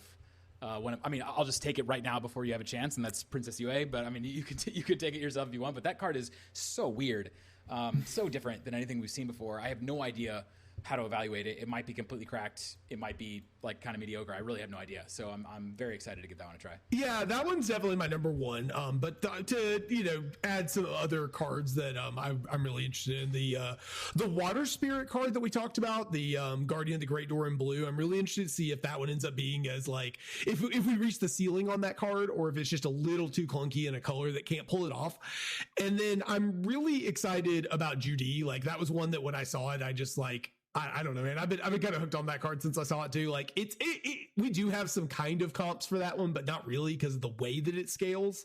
Again, you did mention that like bear stats are not good anymore. And so, you have to do some stuff. You have to jump through some hoops to get it going. But I think that card has such a high ceiling that I think it's a really interesting and exciting card, which, given how often we're dealing with just pure templates these days, I'm loath to give Universes Beyond any credit or love, but the flavor designs, I'm assuming, because I've watched Avatar, so I don't really know if this is a good, accurate portrayal of Judy, but people who do like it have mentioned in our Discord that this set nailed the flavor. And so I like that these Universes Beyond sets kind of force the designers to step outside of their regular templating and create cards that they might normally not, because these cards have such strong flavor that they have to capture. Whereas a lot of times in their own retail sets, they'll have just, 2/3 or 3/4 of the cards are just straight up template cards. And like maybe there's some of that going on here too, but I do feel like these Universes Beyond sets have a really strong flavor attached to a lot of the cards. Yeah, and that is fascinating to me as well. I have no idea about the property, and yet I think the set, like just as a Magic set, kind of a home run. Like I hate to say it. I agree, kind of hate to say it, but I think the set looks awesome. I think it's gonna be really fun to play in retail, and gave us a lot of goodies for Cube. So have to give credit where credit is due, I suppose. And hopefully they never do something like Spider-Man ever again, and we just get nothing but this level of set. Yeah, just pretend that we're not getting TMNT and Marvel slop later this year. Yeah. We'll look fondly back at this set, I'm sure, given that the rest of this year after Lorwyn is looking kind of rough. But anyways, Daneelius, do you have anything else to say on this? Nope. Excited to play it. All right. Well, remember, folks, you can check out our socials at youtube.com/JankDiverGaming. You can join the Discord wherever you're listening to this podcast. You can find Daneelius in the limited level up server or on our own Discord. I keep trying to say Discord. And remember, you can find at the bottom of this document, we also have a link to Daneelius's Peasant All-Star Cube, which I'm still trying to convince him to change back to the Fire Design Cube. And Play anyways, booster design cube. Yeah. yeah. Next time you hear us, it'll probably be Chris again. I'm not sure exactly how we're going to handle the mysterious lost mainline episode yet, but maybe we'll do an episode on the cards we ended up testing in our own cube. But Daneelius, thank you for joining us as always for this Peasant review. We really appreciate your insight and your input on all of this, and we'll see you around next time. See ya.